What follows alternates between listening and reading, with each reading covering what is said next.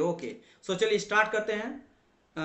अभी वाला सही है, ओके, अभी वाला अगर सही है तो चलिए आज के सेशन को स्टार्ट करते हैं हम लोग। As you know that previous जो लेक्चर था जिसमें मैं आप लोग को क्वेश्चन वगैरह बताया था, उसमें कुछ क्वेश्चन रिमेनिंग बच गया था। तो मैं क्या करता हूँ, कई सारे स्टूडेंट मुझे बोल रहे थे कि सर उस क्वेश्चन को भी आप प्लीज करवा दीजिए। तो चलिए सोल्यूशन करना स्टार्ट करते हैं। और फर्स्ट क्वेश्चन आपके सामने ये रहा 71 का। चलिए अब आंसर करना ट्राई करिए, है ना। Very nice, B is the correct answer. Conduction कहा गया है, dash is the transfer of heat from one part of a substance to the other part of the same substance. तो ये ऑब्वियसली बात है, थ्रू दी कंडक्शन मेरा होता है। थ्रू किसके थ्रू होता है? कंडक्शन के वजह से होता है।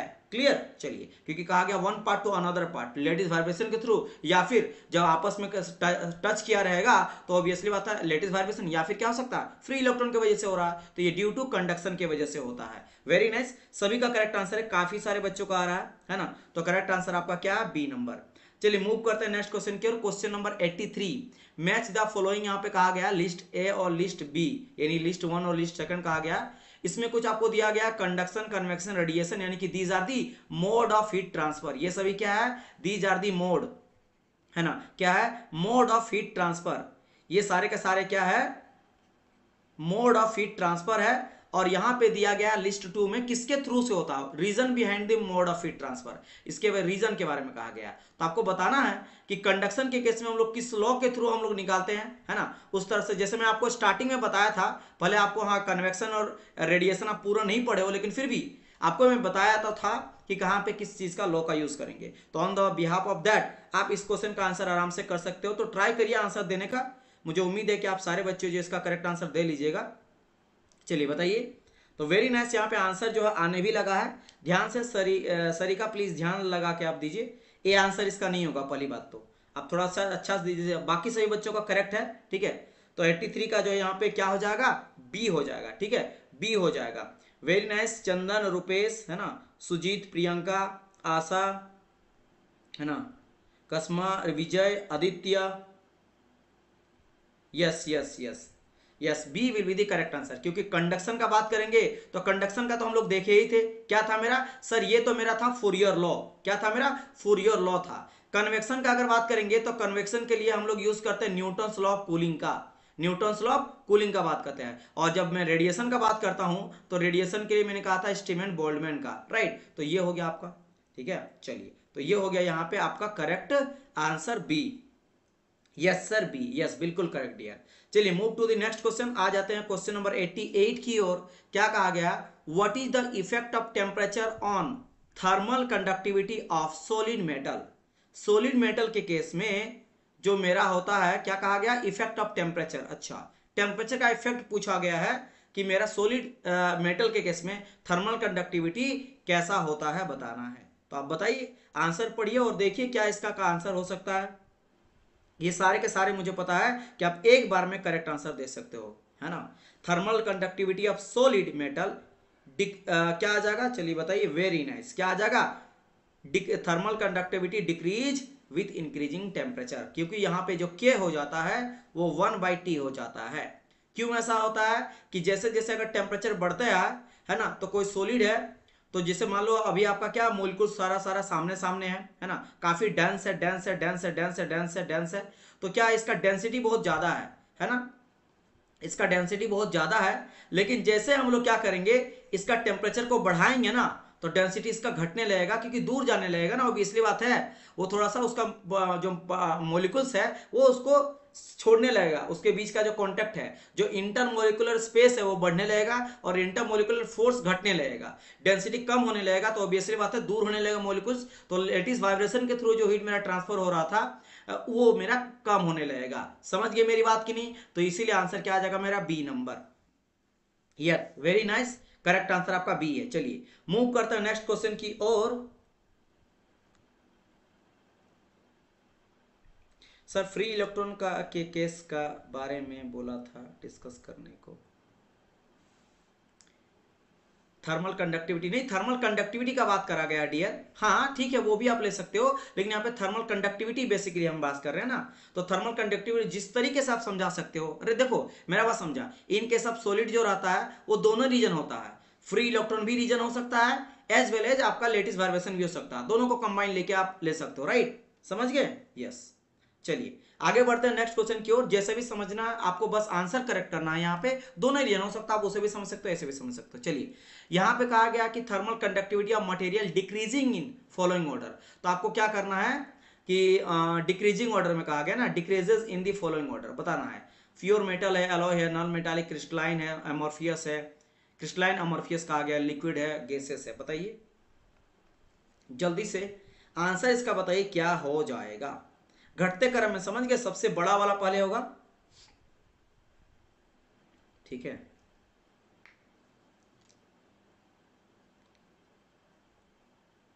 यस यस यस शुभेंद्र, बिल्कुल सही बात है। टेम्परेचर राइज करेगा, फ्री इलेक्ट्रॉन भी राइज करेगा, सेम चीज है। चलिए very nice, very good. Okay तो यहाँ पे रुपेश आप बी बोले हैं डियर। पहली बात तो बी नहीं होगा, सरिका बी नहीं होगा, सुलभ शक्ति बी नहीं होगा, आशा बी नहीं होगा, ठीक है। ये सारे स्टूडेंट आपने बी क्यों कहा, थोड़ा सा देख के आंसर करो प्लीज, है ना। आपने बी आंसर आप कर रहे हो, ठीक है। प्योर मेटल होगा, प्योर मेटल के बाद यहाँ पे नॉन मेटालिक है। तो आप क्या बोल रहे हो कि नॉन मेटालिक जो है वो ज्यादा मेरा थर्मल कंडक्टिविटी होगा आपके एलॉयज वगैरह से। एलॉय आखिर तो है तो मिक्स ही ना, है ना, वो तो एलॉय है, मेटल को ही मिला के बनाया जाता है, राइट। तो उसमें तो भाई साहब ये ज्यादा होना चाहिए ना, तो समझ गए। तो ये देख सकते हो ना, एलॉय उसके बाद है, फिर नॉन मेटालिक होगा, है ना, क्रिस्टलाइन, उसके बाद अमॉर्फियस वाला होगा, फिर लिक्विड होगा, फिर गैसेस होगा। तो आंसर क्या आ जाएगा मेरा, ए नंबर। वेरी नाइस, है ना। कोई बात नहीं, थोड़ी थोड़ी गलती होता है, इसी की वजह से तो आपका समटाइम क्या हो जाता है, आपको गुस्सा अपने आप में आता है ना, कैसे जानते हुए भी एकदम मतलब इजी इजी वाली चीज में डिफिकल्ट मैंने कर लिया, मतलब बना दिया इजी चीज को, तो उसको भी ध्यान देना है। एक बार अच्छे से पढ़ लेने के बाद आपको बस ये ध्यान रखना कि मैं गलती ना करूं, है ना। चलिए heat flow from one body to the another body when there have difference heat contents, या डिफरेंट आपका रहेगा स्पेसिफिक हीट, या डिफरेंट एटॉमिक स्ट्रक्चर, या डिफरेंट टेम्परेचर। सिंपल सा रीजन पूछा गया है क्यों मेरा हीट फ्लो होता है, बताइए। एनर्जी डिफरेंस की वजह से, राइट। किसके वजह से, due to difference in energy. और वो कौन सा एनर्जी है, बिल्कुल करेक्ट है, वो आपका है टेम्परेचर, ठीक है। तो answer will be your D number, difference temperature. तो एनर्जी के डिफरेंस की वजह से होता है ना, जिसको मेजर करते हैं with the help of temperature. Very good, very good, बिल्कुल करेक्ट आंसर सभी का, ठीक है। बिल्कुल करेक्ट आंसर है, बिल्कुल करेक्ट आंसर है। चलिए तो आगे बढ़ते हैं हम लोग। नेक्स्ट क्वेश्चन आपके सामने ये रहा 96, which of the following is the worst conduct of heat. सबसे खराब हीट का कंडक्ट कौन करता है, वो यहां से पूछा गया है ना। तो वर्स्ट आपका हीट का कंडक्शन कौन करता है, सबसे कम में, बेसिकली वर्स्ट मतलब खराब होता है ना, सबसे बुरा कंडक्ट कौन करता है। क्या एयर करता है, वैक्यूम करता है, प्लास्टिक। देखो थोड़ा सोच के प्लीज, सरिका आप थोड़ा सा ध्यान देके करना, ठीक है। आप शायद जल्दबाजी के चक्कर में गलत कर रहे हो, और वो मैं नहीं चाहता हूँ। प्लीज अपना टाइम आप लो, लेकिन आप सही देखो। आपने एयर कहा, लेकिन आप देखो कि क्या उससे भी कोई ऐसा है जिसमें और कम हो सकता है। देखो यहाँ पे आशा का ए आ रहा है ना, कस्मा आपका आ रहा है ना, और किसका किसका ए आ रहा है, विकास आपने भी शायद ए करा है। तो डियर ए क्यों करा आपने, बताइए। ए ठीक है मान लेते, लेकिन वैक्यूम है ना डियर, यहाँ तो कुछ है ही नहीं, यहाँ तो कुछ है ही नहीं, है ना। यहाँ तो एयर है, चलो एयर में आपका क्या होता है, हीट कंडक्शन कम होता है, लेकिन एयर तो है, यहाँ तो वैक्यूम है, वो तो एयर भी गायब कर दिया, उसको भी खत्म कर दिए। तो आंसर तो वैक्यूम होगा, है ना, वैक्यूम होगा। और याद रखना वैक्यूम में जो है ना, वहां पे मेरा कंडक्शन का अगर कोई पूछा जाए तो कंडक्शन भी पूरी तरह से क्या कर दिया जाता है, ब्लॉक हो जाता है। एक थोड़ा भी मेरा heat transfer due to conduction बिल्कुल नहीं होगा। कन्वेक्शन कोई बोले तो कन्वेक्शन के लिए भी मीडियम का जरूरत होता है, there is no air no fluid, तो यहाँ पे कन्वेक्शन भी ब्लॉक हो जाता है। केवल और केवल अगर होगा हीट ट्रांसफर, तो हीट ट्रांसफर किसके थ्रू होगा, हीट ट्रांसफर थ्रू होगा रेडिएशन। थ्रू किसके थ्रू होगा, रेडिएशन के थ्रू होगा। इसमें आपका आराम से फ्लो कर सकता है। Why, because radiation need no median, है ना। ये किसी भी तरह का मीडियन का जरूरत यहाँ पे नहीं पड़ता है। ये इवन वैक्यूम पे भी हीट का ट्रेवल कर सकता है। जैसे कि एग्जांपल क्या है, सन, हमारे सूर्य देवता से धरती में जो आपको सनलाइट आता है, तो आपको पता है कि पृथ्वी के चारों ओर ही एटमॉस्फेयर कुछ हाइट तक ही है, उसके बाद तो पूरा आपको पता है ना कि पूरा का पूरा अगर बात करेंगे यूनिवर्स, तो वहां पे कुछ भी नहीं है, नथिंग, कोई मीडियम नहीं है ना, पूरा वैक्यूम की तरह है।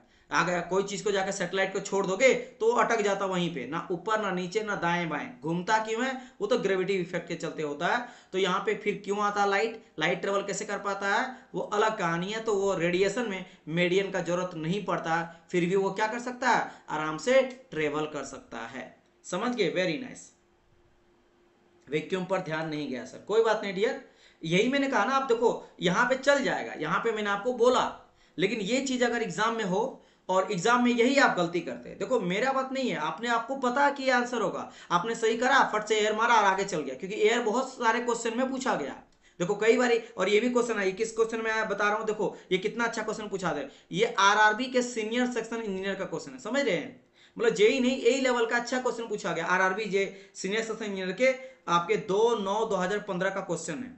अब बताओ, अब अगर आप थोड़ा सा गलती कर देते ना, फिर आके अपने आप को पछताते, है ना? और ये आपका 1 नंबर तो कटिंग करेगा ही करेगा, नेगेटिव मार्किंग के चलते और उल्टा कर जाता है, तो आपको और खराब लगेगा। क्योंकि बुरा कब लगता है पता है? जब अच्छा खासा सिंपल सा क्वेश्चन आपसे मिस हो जाए, कि वो मेरा पॉजिटिव नंबर दिया इसको नहीं बना पाए, तो वो गलती नहीं करना, थोड़ा सा पढ़ लेना, कोई दिक्कत नहीं है ना। चलिए क्रॉस चेक जरूर कर लेना। और हाँ, मैं आपको एक बार और एक बोलूंगा, जब भी एग्जाम में आप बैठिएगा और क्वेश्चन को जल्दबाजी में कभी नहीं पढ़ना। बच्चे क्या करते हैं, स्टूडेंट क्या करता है हमेशा जल्दबाजी में, क्योंकि जब अच्छा पढ़ लेते हो ना तो आप लोग अरे इसका आंसर ये होगा, और उस चक्कर में क्या करता है, एक बार फटाफट आप पढ़ लेते हो और एक बार फिर से पढ़ते हो, फिर ऑप्शन पढ़ने के बाद एक बार फिर से पढ़ते हो, 3-4 बार कभी कभी क्वेश्चन को हम लोग पढ़ते हैं ना। तो कब होता है, जब जल्दबाजी में आप क्वेश्चन पढ़ते हो तो 2-3 बार पढ़ना पड़ता है। बेटर ये है कि टेक योर टाइम, लेकिन एक बार पढ़ो, लेकिन अच्छे से पढ़ो। Which of the following is not, जैसे यहाँ पे कोई कभी कभार which of the following method of heat transfer, अच्छा मेथड ऑफ हीट ट्रांसफर सब है, तो उस तरह से करें, फिर पढ़े वीटेज, अच्छा नॉट कहा गया है तो आपने 2 बार क्यों पढ़ा? तो बेटर एक बार ही पढ़ो कि which of the following is not, पहली बात, अच्छा नॉट कहा गया है, क्या? मोड या फिर method of heat transfer. Conduction मुझे पता है, कन्वेक्शन पता है, रेडिएशन पता है। कंडेंसेशन, कंडेंसेशन तो स्टीम से लेकर हम लोग जब कोई भी स्टीम होता भाप, उससे जब वाटर को बनाते कंडेंस करते हैं, है ना, तो उसी को क्या कहा जाता है? उसी को कंडेंसेशन कहते हैं, जिसको हम लोग यूज करते हैं क्या, आपका जैसे एक होता बॉयलर होता है, सुने होंगे, और कंडेंसर होता है। तो कंडेंसर वो डिवाइस होता है जिससे हम लोग स्टीम से वाटर बनाते हैं, और वही जब हम लोग बॉयलर का यूज करते हैं तो बॉयलर उल्टा काम करता है, ये पानी से भाप बनाता है। तो ये बॉयलर और कंडक्शन में हीट के थ्रू ही, देखो इसमें भी हीट का जरूरत पड़ता है। बच्चे यहाँ पे कंफ्यूज हो जाएंगे ना, क्योंकि ये अगर ऑप्शन दिया है तो सोच समझ के दिया होगा। बॉयलर का काम क्या होता है? बॉयलर में जैसे आप हीट देते हो, इसके अंदर पानी भरा रहता है, इसके अंदर क्या रहता है? आपका पानी रहता है, वाटर रहता है। वाटर रहता है, जैसे आपने यहाँ पे क्या करा, हीट प्रोवाइड करा, तो जैसे हम लोग हीट देते हैं, ये मेरा बना देता क्या, स्टीम बना देता, भाप बना देता, समझ गए? और वहीं अगर मैं यहाँ पे कंडेंसर ले लेता हूँ, तो अगर मैं स्टीम रहता है, स्टीम इधर से डालोगे तो वो मेरा क्या बना देगा, वो मेरा बना देता वाटर को। कब? जब हीट को बाहर निकालोगे, यहाँ हीट देना पड़ता है, यहाँ पे हीट को बाहर निकालना पड़ता है। तो यहाँ भी दोनों टाइम पे हीट एक बार देना पड़ा, एक बार रिजेक्ट करना पड़ा। बट यहाँ पे वो नहीं कहा गया कि हीट दे रहा है या ले रहा है, यहाँ ये बोला गया है कि मोड ऑफ हीट ट्रांसफर किसके वजह से होता है, थ्रू मोड कहा गया, मेथड। तो ये कंडक्शन, कन्वेक्शन, रेडिएशन होता है, इसलिए आंसर क्या आ जाएगा यहाँ पे? सी, क्योंकि नॉट कहा गया है तो ये नहीं है। चलिए next question, heat conduction in gas is due to, heat conduction जो होता है गैसेस में किसके वजह से होता है, ये आपसे डिस्कस करना है। मैं आपको कहा था ना गैस में भी, देखो मैंने कहा था कि जो कंडक्शन होता है, मेनली कंडक्शन आपका सॉलिड में होता है, किसमें होता है? सॉलिड में होता है, सॉलिड में। लेकिन मैंने कहा था कि थोड़ा भी नेग्लिजिबल सही, लेकिन गैस में भी होगा, बहुत कम, ना के बराबर। और मैंने आपको लिक्विड के बारे में बताया था, तो वही रीजन पूछा गया है। हाँ, थोड़ा सा घुमा के यहाँ क्वेश्चन पूछा, जो मैं आपको नहीं बताया हूँ वो अगर आपको पकड़ना तो पकड़ लोगे।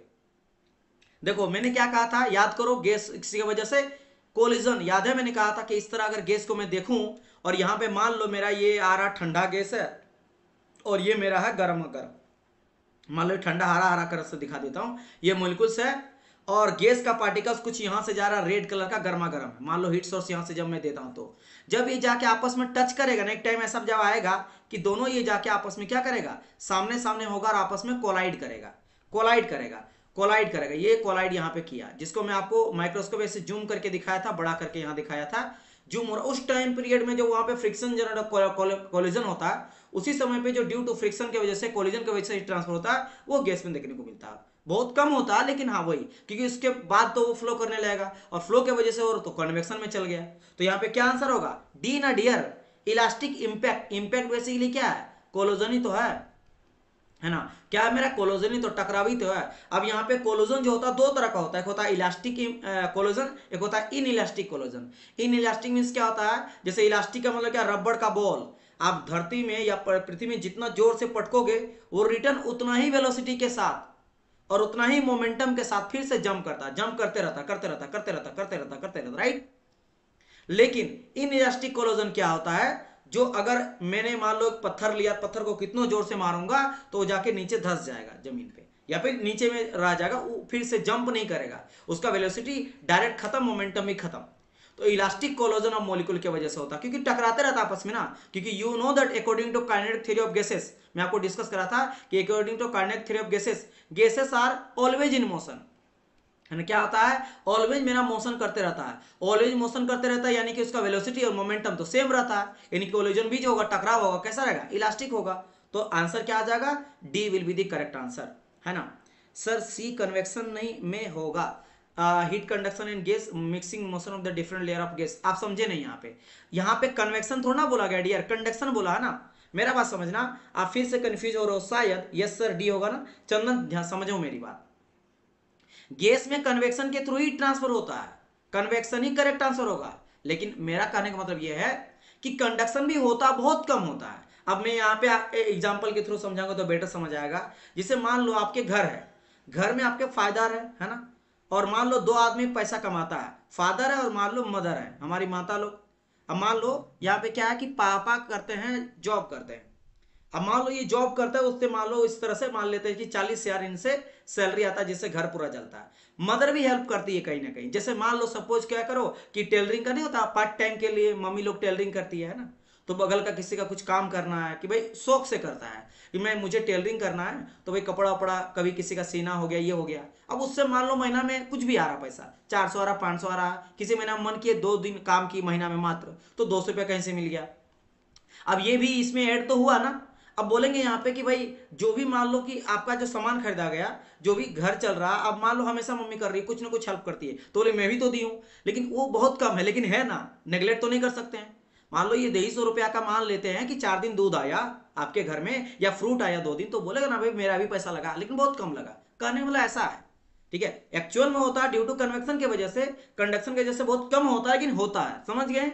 इस तरह से कुछ है, समझे कि नहीं, एग्जाम्पल समझ आया तो आप उस चीज को समझेंगे। क्योंकि भाई गैस पार्टिकल जो होता है, मान लो इधर आपका क्या बहुत ही ठंडा ठंडा गैस पार्टिकल, और नीचे मैंने यहाँ पे एक मान लो मोमबत्ती जला दिया, अब ये धीरे धीरे क्या हो रहा, गर्म हो रहा, मान लो गर्म होके कैसा हो जाएगा, ग्रीन ग्रीन हो जाएगा। अब ये जा रहा फ्लो कर रहा, फ्लो की वजह से ऑब्वियसली बात है पूरा कन्वेक्शन की वजह से ही ट्रांसफर हो रहा है। लेकिन एक टाइम इनिशियल फेज में जब टकरा रहा है, तो जब टकराया वहां पे फ्रिक्शन हुआ, तो वहां देखो मोशन नहीं कर रहा है, फ्रिक्शन की वजह से, कोलोजन की वजह से हीट ट्रांसफर हो रहा, उस फ्रिक्शन ऑफ सेकंड पे, उस थोड़ा सा टाइम पे जो हीट ट्रांसफर हो कंडक्शन की वजह से, इसीलिए बहुत कम होता है, क्योंकि कंडक्शन का बात करा गया है ना, तो कंडक्शन की वजह से इलास्टिक। समझ गए, क्लियर माई पॉइंट और नॉट। चंदन समझ में आ गया तो आप यस कर दीजिएगा, तो मुझे लगेगा कि हाँ चीज ये आया, बाकी सबको भी समझ आ गया ना। तो ये नहीं मैं बोल रहा हूं कि कन्वेक्शन की वजह से नहीं होता, वही होता, वही करेक्ट आंसर है। लेकिन कंडक्शन बोला है कि कंडक्शन में नहीं होता, क्या होता है, बहुत बहुत कम होता है, वो चीज है। ठीक है, यस, ओके। चलिए नेक्स्ट क्वेश्चन कहा गया, heat flow through the solid only by, कहा गया हीट फ्लो जो होता है थ्रू सॉलिड, सॉलिड के थ्रू से, ओनली बाय किसके थ्रू से होता है, केवल अगर मुझे सॉलिड में देखना हीट ट्रांसफर हो रहा है, तो वो कौन सा मोड है जहां पे केवल और केवल सॉलिड की वजह से हीट ट्रांसफर होता है। Clear, yes yes, okay dear.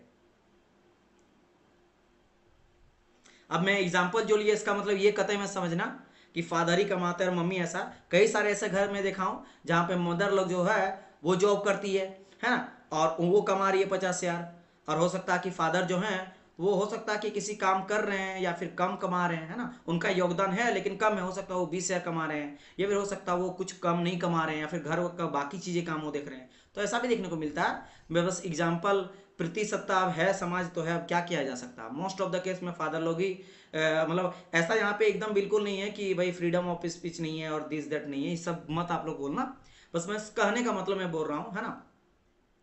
क्योंकि हम लोग ये मानते हैं कि भाई माँ जो घर संभालती है वही बहुत बड़ा एक जॉब है, मतलब वो सबसे बड़ा जॉब है। कमाई तो अलग चीज़ है, लेकिन घर को संभालना भी बहुत बड़ा चीज़ होता है। कि कई बार ऐसा घर देखा जाता है कि बहुत इनकम आ रहा है, लेकिन सही से घर में अगर परवरिश और हर चीज़ मेंटेन नहीं किया जाए ना, तो वो चीज़ उथल पुथल मच जाता है। फिर देखो ना, आप जॉब करने के बाद जब पैसा कमाने लगते हो, फिर भी जब आप घर में अकेले रहो तो अकेले जब बैचलर जीते हैं तो कितना दिक्कत आता है हम लोग को, लेकिन वही जब आप शादी कर लेते हो फिर घर में रहते हो तो कितना प्रॉब्लम, और आप उस काम को बढ़ा सकते हो, अपने एफिशिएंट कर सकते हो, एफिशिएंसी आपका बढ़ जाता है चीज़ें, तो वो चीज़ है। चलिए, heat transfer by molecular कोलोजन is conduction convection. देखो हीट ट्रांसफर मोलिकुलर कोलोजन, तो कोलोजन के वजह से जो हीट ट्रांसफर होता है वो किस केस में आ जाता है, किस मोड ऑफ हीट ट्रांसफर में आ जाता है, कंडक्शन में, कन्वेक्शन में, रेडिएशन में, स्कैटरिंग में। फिर से वही सेम क्वेश्चन है, तो आंसर क्या आ जाएगा, वेरी नाइस, आंसर आपका हो जाएगा ए नंबर ड्यू टू कंडक्शन, यहाँ भी करेक्ट आंसर हो जाएगा, बिल्कुल सही जवाब है, इजी क्वेश्चन था। Next question, the concept of overall heat transfer is use in the, अच्छा चलो एक ना ओवरऑल हीट ट्रांसफर का भी यूज करा जाता है, वैसे तो इसको में हम लोग डिस्कस करेंगे थ्योरी में, डोंट वरी, है ना, इसके बारे में कुछ और भी चीजें देखेंगे, कन्वेक्शन में क्या क्या आता है उसका कुछ हम लोग फॉर्मूला वगैरह भी देखेंगे, डेरिवेशन भी देखेंगे, जहाँ से क्वेश्चन और बनता है, लेकिन फिर भी यहाँ पे मैं आपको बता दूंगा कि आखिर ये क्या होता है, what is the overall heat transfer, है ना, what is the overall heat transfer, इसके बारे में भी हम लोग क्या करेंगे, डिस्कस करेंगे। तो कहा गया था concept of overall heat transfer is use in heat transfer in case of conduction, convection, radiation या combined mode of heat transfer of conduction convection. Yes yes D, याद रखना, मैं बता देता हूं आगे चलकर हम लोग पढ़ेंगे, जब आपका कंडक्शन और कन्वेक्शन ये दोनों मिल जाता है ना, तब उसको कहा जाता है ओवरऑल हीट ट्रांसफर। क्या कहा जाता है, उसको कहा जाता है ओवरऑल हीट ट्रांसफर, ठीक है, जब दोनों का वैल्यू हम लोग देखते हैं। अब ये कहां पे होता है, जैसे सपोज करो एक आपका वॉल है, इस तरह से दीवार है, या कोई सिलेंड्रिकल आपका इस तरह से लोहा का भी हॉलो है या जैसा भी है ना, ये मान लो हॉलो में ले लिया, बीच में हॉलो है, या फिर सॉलिड भी है, पूरा पूरा सॉलिड का सॉलिड है, पूरा सॉलिड है ना, बीच में मतलब खाली नहीं है, हॉलो स्पेस नहीं है। आप यहाँ पे देखोगे, यहाँ जो हो रहा है एयर के थ्रू आ रहा, तो यहाँ तो आपका कन्वेक्शन हो रहा, राइट, कन्वेक्शन हो रहा, इधर भी आपका कन्वेक्शन हो रहा, कन्वेक्शन के थ्रू आपका हीट ट्रांसफर हो रहा है ना, राइट, लेकिन अंदर में क्या हो रहा है, आपका कंडक्शन हो रहा।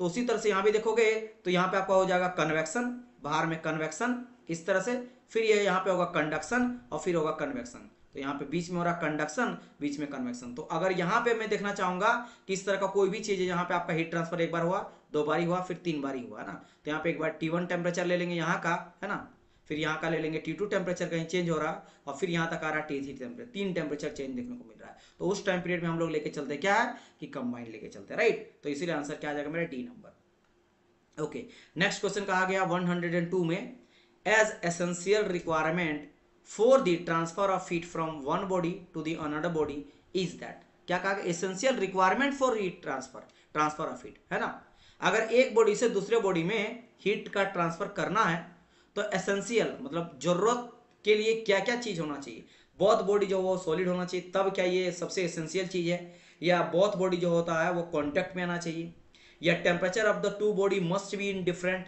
या temperature of the both body. देखो यहाँ पे ये तो नहीं बोला है कि कंडक्शन का बात कर रहे हैं या कन्वेक्शन का बात करें या रेडिएशन का बात करें, ये नहीं कहा गया, बस ये कहा गया कि हीट ट्रांसफर के लिए क्या जरूरत है ना, मोड का यहाँ पे बात तो नहीं करा गया है, तो on the behalf of that आपको यहाँ पे करेक्ट आंसर चूज करना है। तो रीजन क्या है कि आपका हीट ट्रांसफर होता है, बात की कहानी है कि कंडक्शन है कि रेडिएशन है कि क्या है, तो very nice, answer will be your C number. देखो यहाँ पे फिर से कमल आप बोले ए क्यों डियर, ये सॉलिड होगा किस केस में, जब कंडक्शन का बात करेगा तब ना, कंडक्शन बोलेगा तब ना यहाँ पे होना चाहिए डियर, है ना, मेन तो पहली बात तो टेम्परेचर डिफरेंस होना चाहिए ना, तब तो हीट करेगा, चाहे सॉलिड का सॉलिड क्यों ना रहे, ये सॉलिड दोनों ने टच कर दिए, एक मेरा मेटल है, कोई मेटल वन है और कोई दूसरा मेटल है, ये हीट का ट्रांसफर कब करेगा, इधर से इधर ही ट्रांसफर, जब यहाँ पे टेम्परेचर डिफरेंस रहेगा, इसका T1 रहेगा और इसका अगर मैं T2 ले लेता हूँ तो T1 अगर मेरा यहाँ पे क्या होगा, बड़ा होगा T2 से, तब हीट ट्रांसफर होगा, अगर दोनों का सेम रहेगा तो हीट ट्रांसफर तो करेगा नहीं।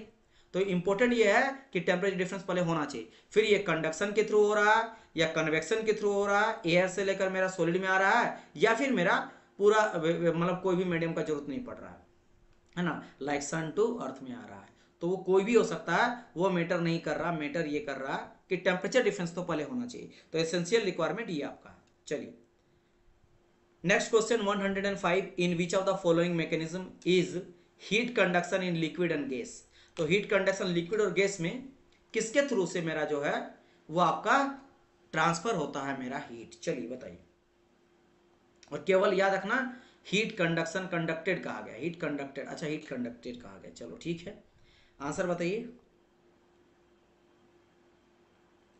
Yes, कोलोजन and diffusion, कोलोजन and diffusion, mainly कोलोजन में आपको बताया था, वही भाई डिफ्यूजन मतलब वही बात है, टकराना ही होता है, कोलोजन या डिफ्यूजन की वजह से ही आपका देखने को मिलता है लिक्विड में या गैस में। यानी कि बेसिकली बात करा गया हीट ट्रांसफर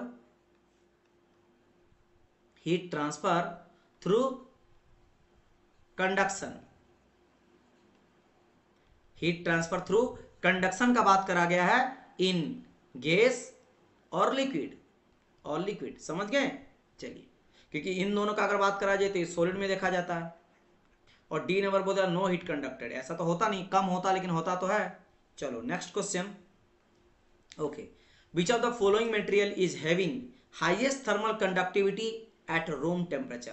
तो यहाँ पे आपसे कहा गया है कि which of the following material जो है जिसका मेरा थर्मल कंडक्टिविटी सबसे ज्यादा है रूम टेम्परेचर। रूम टेम्परेचर क्या हो जाता है, अगर मैं रूम टेम्परेचर का बात करूंगा तो रूम टेम्परेचर जो हो जाता है वो होता है 20, कभी कभार 20 डिग्री सेल्सियस लेकर चला जाता है, कभी 24 25 भी लेकर चला जाता है, समटाइम 24 मानता, कोई 25 मानता, अलग अलग बुक में। तो आप जो भी चलो इस तरह से दिखा रहेगा रूम टेम्परेचर। वही एक आ जाता है आपका बॉडी टेम्परेचर, तो बॉडी टेम्परेचर होता है 37 डिग्री सेल्सियस, है ना। और एक पूछा जाता है आपका आइस टेम्परेचर या फ्रीज टेम्परेचर, तो वो हो जाता है 0 डिग्री सेल्सियस। और एक हो जाता है स्टीम टेम्परेचर, है ना, या बॉइलिंग टेम्परेचर, वो हो जाता है 100 डिग्री सेल्सियस। ये तो वाटर के लिए लेके चलते हैं, दिस इज फॉर वाटर।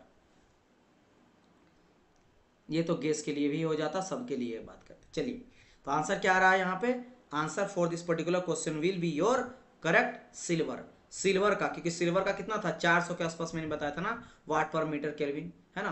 तो ये 400 या 405 भी सम टाइम आता है, 400 से लेकर 405 कुछ भी रहेगा, तो ये हो जाएगा इसका। समझ गए मेरी बात की नहीं। चलिए, गोल्ड का 300 के आसपास होता है, 300 से लेकर आपको 315 के आसपास देखने को अगर मिलेगा वाट पर मीटर केल्विन, तो वो गोल्ड का देखने को मिलता है। ठीक है, कॉपर को तो मैंने बताया था, ये भी आपका 400 से थोड़ा कम रहता, 385 के आसपास, 350 लेकर 385 आपका ये आपको देखने को मिलेगा। और एल्युमिनियम मैंने कहा था 200 तो लेके चले थे वाट पर मीटर केल्विन। ठीक है,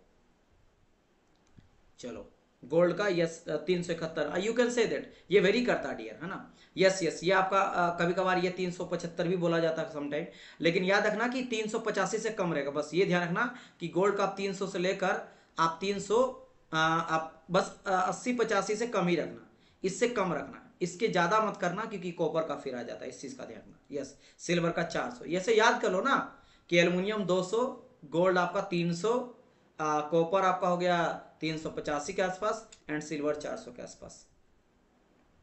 okay, next question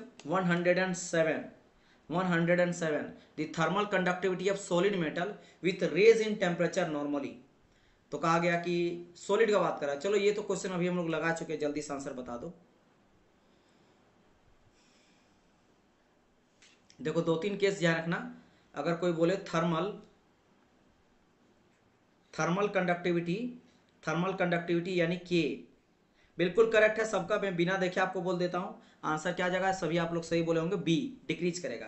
thermal conductivity अगर मेटल का कहा जाए तो ध्यान रखना K is inversely proportional to temperature, ये याद रख लेना। ठीक है, अच्छा वहीं अगर बात करेंगे के जो है ना, वो अगर मैं नॉन मेटल का बात करता हूँ, किसका, नॉन मेटल का या फिर सेमी कंडक्टर का, तो इसका ध्यान रखना ये जो हो जाता है डायरेक्टली प्रोपोर्शनल टू हो जाता है। ठीक है, और अगर मैं बात कर लेता किसका, के ऑफ गैस का, तो गैस जो हो जाता है ये आपका रूट अंडर, बेसिकली ये तो आप लोग को पता ही है, लेकिन ये क्या आ जाता है, ये हो जाता है directly proportional to root under T upon root under M. ये बेसिकली रिलेशन पूरा बनता है ना, जहां पे टी मेरा होता है एब्सोल्यूट टेम्परेचर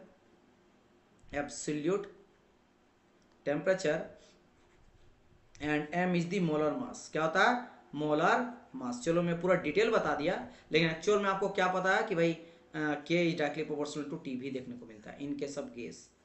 तो ये कुछ है नॉन मेटालिक का, सेमीकंडक्टर का और मेटल का, सब बता दिया गया, तो ध्यान रखने वाली बात है। चलो next question, with range in temperature thermal conductivity solid matter. देखो कितना बार पूछा गया, ये अलग अलग एग्जाम में पूछा, और मैं आपको बता दूं ये क्वेश्चन जो था ना इससे पहले ये आपका जेई का था। ठीक है, और अगर मैं इस क्वेश्चन का बात करता हूँ ना, तो ये आपको पूछा गया एमपी सब इंजीनियर में, है ना, एमपी सब इंजीनियर में। तो अलग अलग एग्जाम में पूछा गया, मैं आपको वैरायटी दिखा रहा हूँ। देखो एक ही क्वेश्चन को 10 तरीके से पूछने का इन लोग का तरीका रहता है, तो आपको भाई कि कहीं से भी क्या करना है, गलतियां नहीं करना, आपको करेक्ट आंसर लगा के आगे बढ़ना है। समझ गए। चलिए okay next question. Okay so यहां तक जो है ना वो सारे क्वेश्चन हम लोग लगा चुके, मतलब ये सारे क्वेश्चन कौन से क्वेश्चन है, ये सारे क्वेश्चन वो है जो हम लोग डिस्कस किए थे on the basis of first and second lecture, है ना। हम लोग का जो थ्योरी लेक्चर का अगर बात करता हूं, मैंने आप लोग को फर्स्ट लिया था theory lecture and second theory lecture.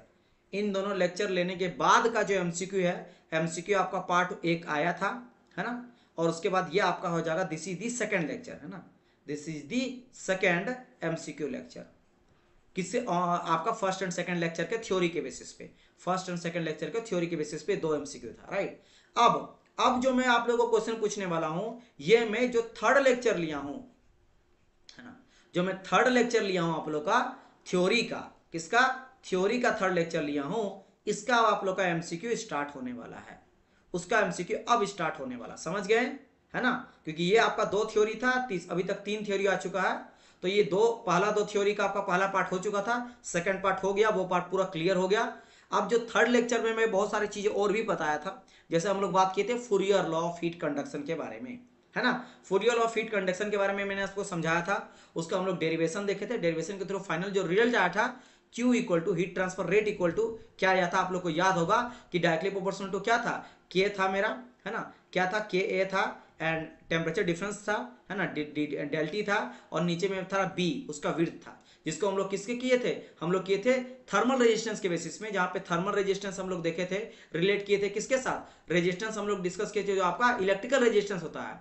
Electrical resistance क्या होता है कि सर जी पोटेंशियल डिफरेंस अपन हम लोग लेते हैं, एक सेकंड, करंट इक्वल टू लिए थे, है ना, करंट इक्वल टू हम लोग निकालते थे, तो यहां से हम लोग लेके चले थे, उसी तरह से यहां से हम लोग लेके चले थे, राइट। तो उसी से हम लोग कंपेयर करके यहां पे निकाले थे, और मुझे क्या पता चला था कि RTH इक्वल टू क्या आ जाता डियर स्टूडेंट, हम लोग लेके चले थे कि इसको पूरा ऊपर में आएगा चेंज इन टेम्परेचर DT, और नीचे में पूरा का पूरा RTH लेके चलते थे, है ना, RTH लेके चलते थे, ठीक है। तो वही हम लोग पूरा यहाँ पे डिस्कस करेंगे, जो किया जाता था मेरा क्या, यहाँ पे K, एक सेकंड, DT नहीं Q लेके चलते थे, यहाँ पे RTH निकालेंगे तो क्या आ जाएगा, यहाँ आ जाएगा B अपॉन KA, तो B upon KA is the thermal resistance. तो इसके ऊपर हम लोग आज क्वेश्चन अब लगाने वाले हैं।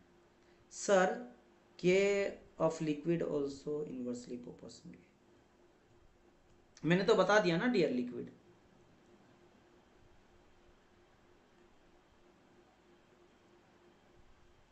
ठीक है, यस। आप ये पूछ रहे हो ना, देखो आप पूछ रहे हो कि सर के जो होता है वो लिक्विड के लिए क्या आता है, तो के लिक्विड के लिए भी आपका इनवर्सली प्रोपोर्शनल टू टेम्परेचर होता है, समझ गए। शायद मैं लिक्विड के बारे में नहीं बोला था क्या यहाँ पे, अच्छा ठीक है, तो लिक्विड के बारे में भी जान लो, इनवर्सली प्रोपोर्शनल होता है, क्लियर हो गया आपका, क्लियर हो गया, ठीक है। और कभी कभी आपको मोलिकुलर पूछते, तो मैंने कहा था 1/√m, मैंने मोलिकुलर जो मास होता है वही इनवर्सली होता है, मोलिकुलर मास जैसे से बढ़ेगा थर्मल कंडक्टिविटी घटेगा, और मोलिकुलर मास अगर मेरा घट रहा है तो मेरा थर्मल कंडक्टिविटी बढ़ रहा है, चलो क्लियर, ओके। सो नाउ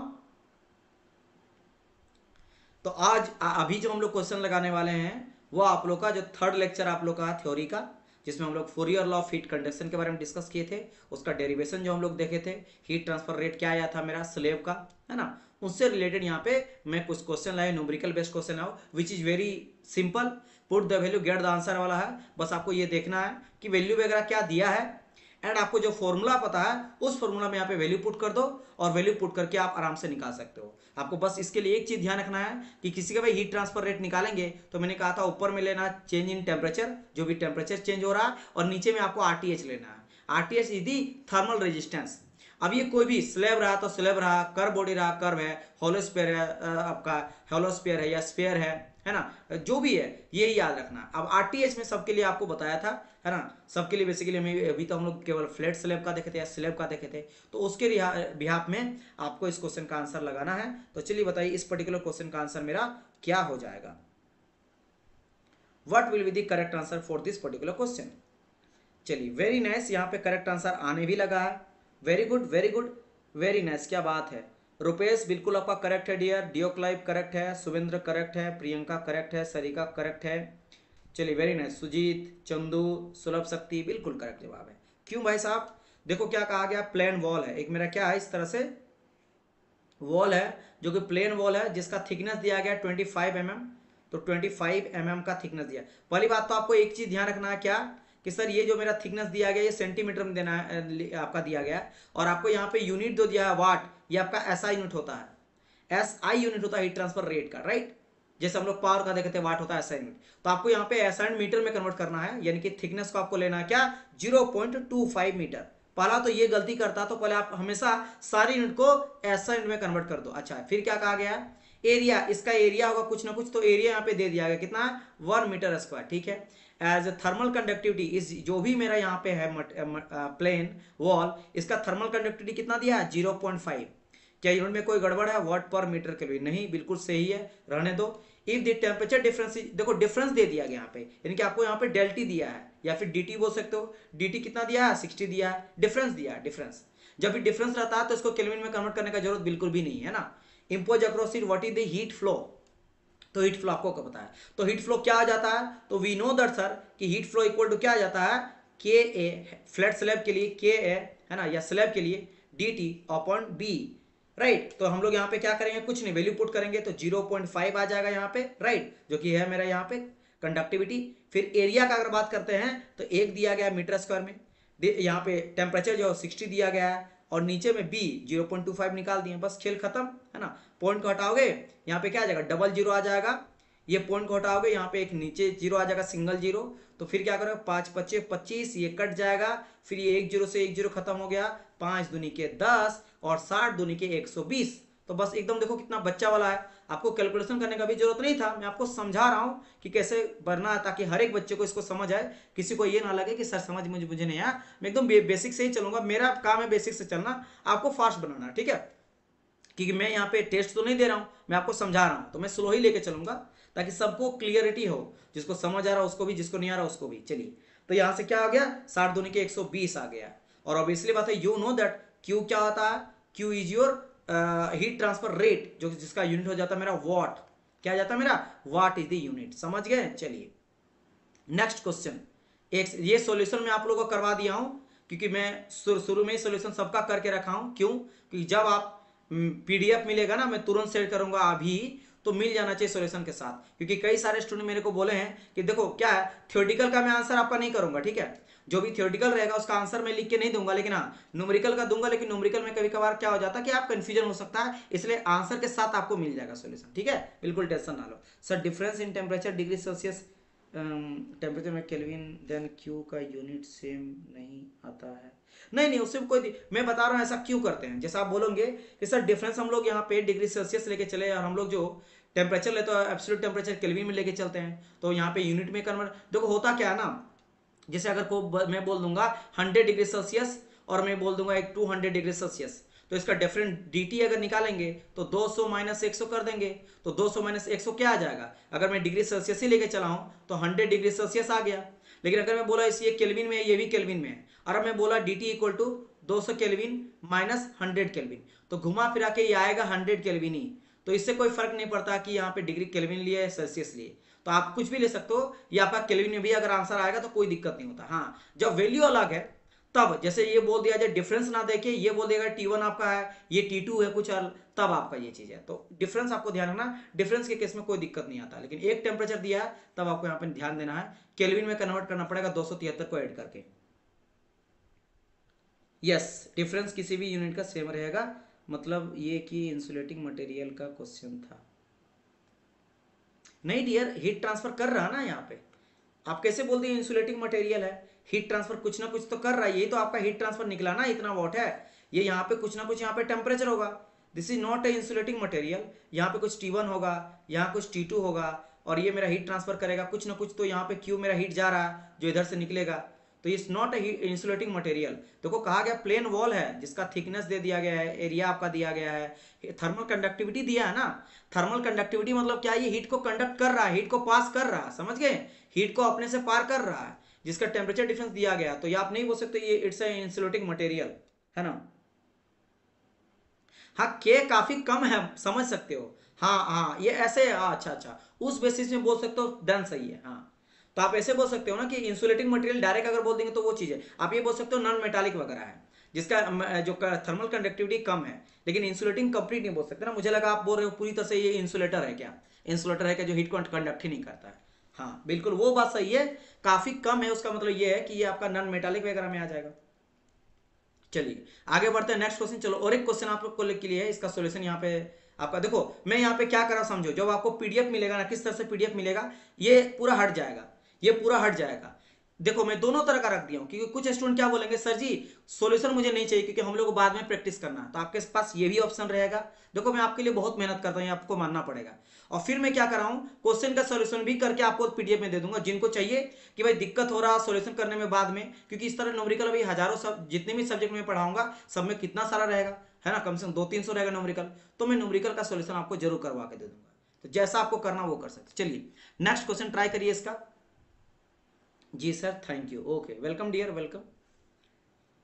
चलिए अब इस क्वेश्चन को ट्राई करिए। इसमें देखो क्या क्वेश्चन कहा गया, कहा inner surface of the plane brick wall is 60 degree and outer surface is 35। तो वही बात है, एक वॉल लिया गया है ना, समझ गए, एक वॉल लिया गया। तो मैं एक सॉल्यूशन करता हूं यहाँ पे। Okay welcome dear welcome Priyanka Surendra. चलिए तो देखो ये मान लो कैसा है, ऐसा कुछ वॉल है जिसका इनर आउटर का ये है, और एक सेकंड क्या इनर सरफेस है ना, इनर सरफेस का, तो इनर सरफेस का अंदर का मान लेते हैं, अंदर का जो है यहाँ का टेम्परेचर है कुछ कितना 60 डिग्री सेंटीग्रेड है, एंड आउटर मान लो ये बाहर जब हो रहा था इसका 35 डिग्री से कम है, तो ऑब्वियसली बात है T1 होगा, ये T2 होगा। ठीक है, कहा गया calculate the rate of heat transfer rate. अच्छा यहाँ पे किसी को समझ आ रहा है क्या बोला गया, कहा गया ध्यान दो, यहाँ कहा गया रेट ऑफ हीट ट्रांसफर पर मीटर स्क्वायर, मतलब रेट ऑफ हीट ट्रांसफर पर मीटर स्क्वायर। तो ये क्या होता है, this is called your heat flux. तो देखो कई बार आपको डायरेक्ट बोल देगा कि हीट फ्लक्स निकालो, लेकिन यहां पे देखो आपको डायरेक्ट कहा गया क्या है कि आपका heat transfer per unit area. अच्छा यहां से और एक जगह से पकड़ सकते हो, आंसर देखो सबका आपको पता है कि हीट ट्रांसफर रेट का यूनिट क्या आ जाता है, वाट हो जाता है, वाट में लेते हैं, लेकिन देखो यूनिट क्या दिया गया वाट पर मीटर स्क्वायर। तो वाट पर मीटर स्क्वायर कब आएगा, जब एरिया से आप डिवाइड करेंगे, और जैसे एरिया से डिवाइड करेंगे ये क्या आ जाता है मेरा हीट फ्लक्स। तो बात यही है कि बोले ना बोले आपको यूनिट से पकड़ना कि बोलना क्या चाह रहा है। बिल्कुल करेक्ट जवाब है 100%। रुपेश, कमल, शुभेंद्र, प्रियंका, है ना, बिल्कुल करेक्ट है डियर, सरिका एंड डियोक लाइफ एवरीवन, सभी का करेक्ट आंसर है। Answer will be your D number 57.95, बिल्कुल करेक्ट है। चलो डिस्कस कर लेता हूं मैं यहाँ पे, चलो इसको हटा देता हूं मैं। तो कहा गया एरिया ऑफ दी वॉल, जिसका थिकनेस आपको दे दिया गया यहाँ पे, है ना, इसका थिकनेस जो दिया गया है वो क्या दिया है, देखो यहाँ पे बस एक चीज क्या कन्वर्ट करना बता, तो यही इसी को कन्वर्ट करना mm में है। अब आपको पता कि 1 mm इक्वल टू क्या हो जाता है, 1000 आपका मीटर आ जाता है, 1000 मीटर। तो 1000 से डिवाइड इसको करना। अच्छा इससे पहले क्या था मैं बता देता हूँ थोड़ा सा, इससे पहले देखो ये आपका सेंटीमीटर में था, तो सेंटीमीटर क्या होता है, एक मीटर अगर बात करा जाए तो 1 मीटर बराबर 100 आपका सेंटीमीटर होता है। तो 100 से डिवाइड किए थे हम लोग, किससे किए थे, 100 से डिवाइड, तो जीरो के दो उधर चल गए, 1 2 तो पॉइंट आ गया। और ये भी आपको एकदम बता देता हूँ, किसी को अगर कंफ्यूजन हो जाता है कि सर 25 सेंटीमीटर है, इसको हम लोग कैसे 100 से डिवाइड अगर करेंगे तो कितना जीरो पीछे जाएगा, कुछ नहीं है, जितना जीरो रहता ना उतना पीछे करके एक डॉट डाल देना, पॉइंट डाल देना। तो 2 जीरो है ना, तो 5 पहला जीरो के लिए, 2 दूसरा जीरो के लिए, बस खत्म हो गया जीरो, इसके आगे जीरो डाल दो। जैसे यहाँ पे चूंकि मीटर है, मीटर से mm में डायरेक्ट मीटर जाना था, 1000 से डिवाइड, तो 2 टू आपका 2 2 जीरो इंटू 1000 करना पड़ेगा, तो 3 जीरो है ना, तो 1 2 3 तीनों जीरो खत्म, तो यहाँ पे डॉट डाल दिए, बस सिंपल सिंपल। तो ये सभी कुछ है जिनको अगर थोड़ा बहुत ये सब चीज में कंफ्यूजन अगर आपको होता है तो वो भी मैं आपको हिंट करते हुए चलता हूं। तो क्या आ जाएगा, थिकनेस हो गया मेरा पर 0.220 मीटर, ठीक है, समझ गए। अच्छा अच्छी बात है, अगर रहेगा तब तो बहुत बढ़िया बात है। फिर भी आप जरूरी नहीं है कि हर एक जगह पे आप KLC यूज करो, है ना, जहां पे जरूरत नहीं है वहां पे क्यों करना फालतू का टाइम वेस्ट, है ना, वो सबसे टाइम आपका वेस्ट ही होता है। तो बस यहाँ पे ये चीज निकल गया, दैट्स इट, खत्म कहानी।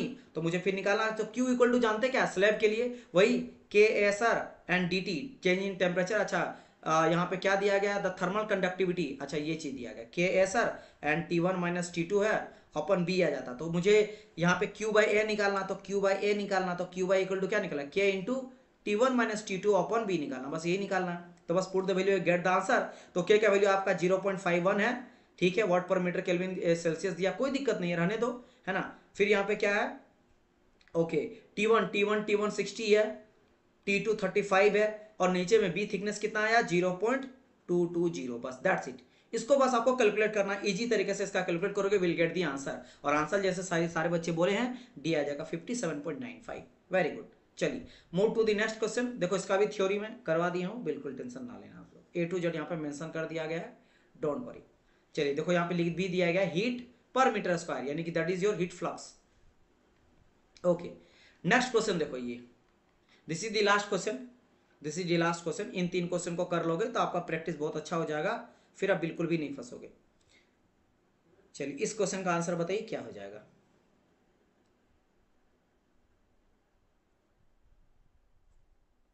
इस बार कहा गया फर्नेस है। फर्नेस मीन्स चूल्हा जैसा। अब वो चीज़ में आप खाना पका रहे हो या फिर उस चीज़ में मेटल का कोई काम हो रहा है, एलॉय का कुछ काम कर रहा है, तो कह रहा कि फर्नेस है made of brick, red brick. अब भाई ब्रिक हम लोग ये फर्नेस ब्रिक लगाया जाता है ना, एडियाबेटिक जैसा, जो हीट को ट्रेवल नहीं करता था कि ज़्यादा देर तक गर्म रहे। तो रेड ब्रिक है जिसका वॉल का थिकनेस आपका है 0.5 है ना। तो मान लेते हैं ऐसा कुछ है जिसका 0.5 मीटर का क्या है वॉल का थिकनेस है, एक ये दिया गया है। एंड दी थर्मल कंडक्टिविटी, इसका के का वैल्यू इसका दिया गया, के का वैल्यू कितना दिया है 0.7 वाट पर metre kelvin. And for the same heat loss, अच्छा हीट लॉस सेम हो रहा है and the same temperature drop, ठीक है। This can be replace by a layer of क्या बोला गया है, डायोटोमेटिक अर्थ मटेरियल। तो एक दूसरा मटेरियल है जिसका कहा गया कि इन दोनों में दो चीज कॉमन है, दोनों का हीट लॉस तो सेम है। क्या है मेरा हीट लॉस, भाई हीट लॉस रहे या फिर हीट ट्रांसफर रहे वो आपका सेम दिया गया। तो क्यू जो है रेट ऑफ हीट ट्रांसफर वो सेम बोला है। और क्या बोला गया है टेम्परेचर ड्रॉप, यानी कि डेल्टी बोलो या डीटी बोलो, ये भी आपका सेम है, इसका जितना है इसका इतना, दोनों का सेम है, ये दो चीज सेम तो कहा गया, रिप्लेस करा गया। और इसका थर्मल कंडक्टिविटी भी दिया गया है, पॉइंट आपका 14 वॉट पर मीटर केल्विन। एंड कहा गया then the and the thickness, तो आपको यहाँ पे थिकनेस ही निकालना है कि इसका थिकनेस क्या आ जाएगा। तो इसका थिकनेस डी डॉट बोल देता हूँ, D dot equal to, sorry क्या मैं बोल रहा हूँ, टी डॉट इक्वल टू क्या आ जाएगा ये निकालना है। क्या बात है, वेरी नाइस। एक सेकेंड, आंसर आंसर आंसर यहाँ पे 14 बोल रहे हैं ना, देखो आंसर तो इसका बी होगा, दैट इज करेक्ट है ना। Very good very good very good very good. तो यहाँ पे बिल्कुल करेक्ट है। प्रियंका का सबसे पहले करेक्ट आंसर आया था, सेकंड नंबर में सोलभ शक्ति, थर्ड में आया था शुभेंद्र का। ये 3 बच्चे हैं जो सबसे पहले आंसर दिए। फिर कमल आपका बिल्कुल करेक्ट है डियर, सुजीत आपका भी है, डियोक लाइफ, चंदन, सरिका एंड आशा सबका करेक्ट है। चलिए ये है कंडीशन है। अब क्या करते हैं हम लोग सॉल्यूशन करते हैं, पेन में थोड़ा ले लेता हूँ। तो क्या करेंगे डियर, कुछ नहीं भाई साहब, अगर बोल दिया है कि हीट ट्रांसफर रेट सेम है या हीट लॉस सेम है तो मैं बोल सकता हूँ ना क्यू जो भी आपका ब्रिक का है ना, ब्रिक में बी से लिख देता हूँ इक्वल टू क्यू जो है आपका डायमेट्रिक डी, इसको लिख देता हूँ। हीट ट्रांसफर रेट सेम है और हीट ट्रांसफर रेट के केस में क्या आ जाता है वही है sir, K A change in temperature D T upon B thickness. ये आपका ब्रिक के लिए आ गया, पूरा का पूरा ब्रिक के लिए। और वही सेम चीज है K A D T upon B किसके लिए, डायटोमिक के लिए। लेकिन यहाँ पे कुछ कुछ चीजें कॉमन और बोला गया था, जैसे कि क्या है कि सर कहा गया था चेंज इन टेम्परेचर, तो डी टी यहाँ से कट कर दो। और यहाँ पे कहीं भी एरिया के बारे में आपको नहीं दिया गया, तो हो सकता है कि क्या बोला गया कि यहाँ देखो फॉर द सेम है ना, सेम हीट लॉस, उसी को क्या करा गया रिप्लेस कर दिया गया, रिप्लेस उसी को रिप्लेस कर दिया, जितना एरिया उसका था उसी एरिया को बनाया गया उससे। तो यहाँ पे एरिया भी क्या कर जाएगा, कट कर जाएगा। तो बचा क्या ओनली के बाई बी बचा ब्रिक का, इक्वल टू यहाँ पे के बाई बी बचा क्या था आपका डायटोमेट अर्थ मटेरियल का, ये चीज है। अब put the value get the answer, आपको थिकनेस इसका निकालना था बी वाले का, ये वाले का। तो के आपका यहाँ पे दिया गया ना, कितना दिया 0.7, तो इसके जगह में 0.7 वैल्यू पुट कर दो। नीचे में अगर बी का बात करा जाए तो 0.5 है, तो 0.5 वैल्यू पे क्या कर दिए मैंने पुट कर दिया। इसका भी के का वैल्यू आपको दिया गया था कितना 0.14, तो क्या कुल मिला के कैसा इक्वेशन बनेगा 0.7 divide by 0.5 is equal to 0.14 बटा बी, यही आपको बी चाहिए। तो बी निकालने के बी को ऊपर कर दो, इसको सबको नीचे आ लो, तो बी इक्वल टू 0.14 आ जाएगा, नीचे में आपका 7 आ जाएगा और ऊपर में 0.5 चल जाएगा। तो देखो 7 दूनी के 10 बच जाएगा, 14 हो जाएगा, तो 2 5 दूनी के 10 0.1, तो 0.1 आपको यहाँ पे मीटर में आंसर मिल जाएगा, क्योंकि सभी चीज वाट पर मीटर केल्विन में दिया था, ये भी मीटर में आपका मीटर में था थिकनेस वगैरह, तो बी आपका आंसर हो गया। तो बस इस तरह से हो जाएगा। यस हाँ बिल्कुल, थर्मल रेजिस्टेंस भी सेम है, आप ये बोल सकते हो। थर्मल कंडक्टिविटी बेसिकली थर्मल यहाँ पे देखो थर्मल रेजिस्टेंस तो सेम नहीं बोल सकते हो डियर, वो नहीं सेम बोल सकते, वो अलग अलग है ना। अगर थर्मल कंडक्टिविटी जो हीट को कंडक्ट कर रहा है वो अलग अलग दिया गया है, तो मान लो किसी में हीट रोक भी रहा अगर कम, तो वो सब में दोनों में अलग अलग होगा। दोनों का हीट लॉस का करने मतलब क्या है, जो हीट रेट कर रहा है जिस रेट से है ना, हीट लॉस मतलब कि हीट ट्रांसफर रेट का बात कर रहा है, कितना हीट पर यूनिट टाइम पे जो जगह है, जितना टाइम पे ये कुछ हीट को लॉस कर रहा है एक पर्टिकुलर टाइम पे, मान लो 1 घंटा में इतना वाट ऑफ हीट को अगर ये लॉस कर रहा है तो ये भी उतना ही कर रहा है। है ना, ये दिया गया था। तो टाइम भी उसका सेम दिया गया था, और दोनों का यहाँ पे क्या कहा था, dt, यानी कि change in the temperature drop है। यानी कि यहाँ पे अगर मैं मान लेते हैं कि यहाँ पे समथिंग मेरा टेम्परेचर था, देखो टेम्परेचर दोनों का अलग अलग हो सकता है। मान लेते हैं यहाँ पे 500 था, और यहाँ पे T2 टेम्परेचर इसका 300 था, और यहाँ पे इसका था मेरा मान लेते हैं 700 था, और यहाँ पे हो सकता है इसका 500 था। अंतर सेम है, समझ रहे हो ना, ड्रॉप सेम है। देखो 700 माइनस 500 200 का ड्रॉप, और यहाँ पे 500 माइनस 300 200 का ड्रॉप, तो ड्रॉप सेम है, समझ गए, ये आपको समझना पड़ेगा। तो आपका टेम्परेचर ड्रॉप सेम है, और हीट लॉस यानी हीट ट्रांसफर रेट जो है ना वो आपका सेम दिया गया था। तो ये हम लोग यहाँ पे बेसिकली ये पता चल गया कि भाई हीट लॉस बोलो, हीट लॉस बेसिकली क्या है, जितना हीट मेरा लूज किया, भाई कोई चीज ठंडा हो रहा है तो उसका थर्मल कंडक्टिविटी में जैसे बोलूंगा मेरा इंजन बहुत जल्दी ठंडा हो जाता है ना। क्यों ठंडा हो रहा है, क्योंकि हीट ट्रांसफर रेट ज्यादा, तो हीट ही तो लॉस किया, तभी ना वो ठंडा हुआ। तो बस वही तो मुझे चाहिए, है ना। तो वो चीज हम लोग इक्वेट करके और वहां से हम लोग इक्वेशन को निकाले, और इस तरह से आप लोग का आंसर यहाँ पे मिल गया। क्लियर माई पॉइंट और नॉट, चलिए वेरी नाइस।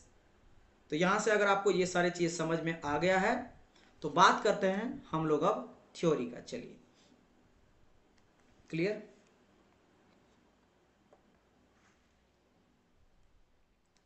ओके, ये रहा सॉल्यूशन, पूरा मैं कर दिया हूं अच्छी तरह से। देखो मैं पूरा लिख दिया हूं कि हीट लॉस या फिर हीट ट्रांसफर कहा जाए, है ना, हीट लॉस या heat transfer through the red brick equal to heat loss और heat transfer through the diatomic earth material, पूरा लिख सकते हो। ये चीज पूरा मेंशन अच्छी तरह से करके आपको कर दिया गया। चलिए नाउ अब बात करते हैं हम लोग क्या, अब हम लोग बात करते हैं क्या, जैसे कि अगर मैं बात करता हूं स्लैब के बारे में, जैसे मैंने आपको कहा था इससे पहले मैं आपको समझाया था, है ना, निकाले थे एक फ्लैट स्लैब का, राइट, है ना, राइट, निकाले थे, बिल्कुल निकाले थे सर।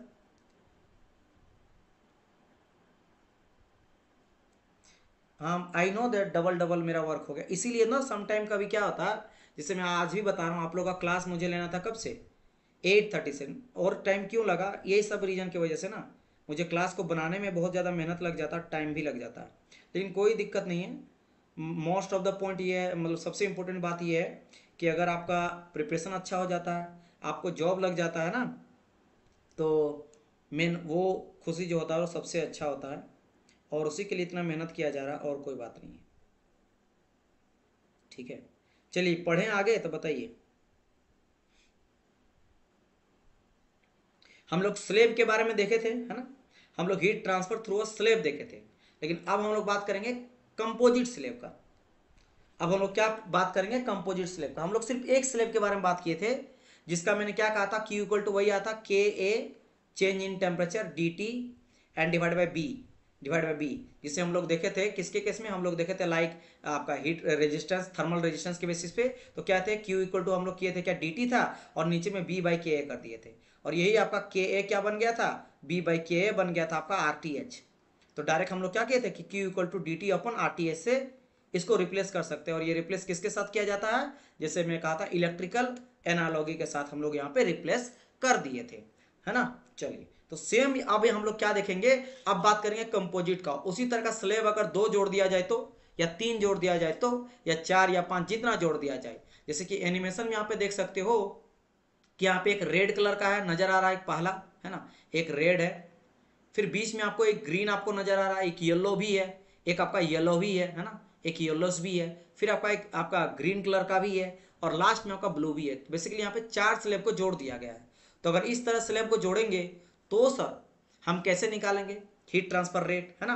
तो अब बात करेंगे क्या कि कंडक्शन, और कंडक्शन होगा ऑब्वियसली बात है, सब आपस में कनेक्टेड है। तो यहाँ पे लेडीज वाइब्रेशन के थ्रू या मेटल वगैरह तो फ्री इलेक्ट्रॉन के थ्रू मेरा हीट ट्रांसफर करेगा। तो चलिए डिस्कस करते हैं कि कंडक्शन हीट ट्रांसफर, है ना, heat transfer through a composite slab, जब एक स्लेब नहीं कई सारा स्लेब को आप जोड़ दोगे। अब देखो इसके लिए मैं 2 केस लिया हूं, एक आ गया मेरा सीरीज वाला, और एक मैं लिया हूं यहाँ पे पैरेलल वाला। अब ऐसा क्यों मैं लिया हूं, क्योंकि हो सकता है आप जोड़ने का तरीका अलग रहेगा, कंपोजिट स्लेब है ना, तो हो सकता है कि क्या करोगे कि आप ऐसे ऐसे जोड़ोगे, जैसे मैं अगर समझाऊं आपको कि ये समझना, मेरे पास एक डायरी है, ये एक है, अब मैं इसको लिया और मेरा एक आईपैड है, अब मैं इसके ऊपर ऐसे करके डाल दिया, तो ऐसे भी जोड़ सकते हैं, तो ये सीरीज हो गया, है ना। सीरीज और पैरेलल तो आप जानते होंगे, है ना, ऐसे जोड़ दिया तो सीरीज हो गया, ऐसे जोड़ते जा रहे हैं 1 बाई 1 करके 1 करके।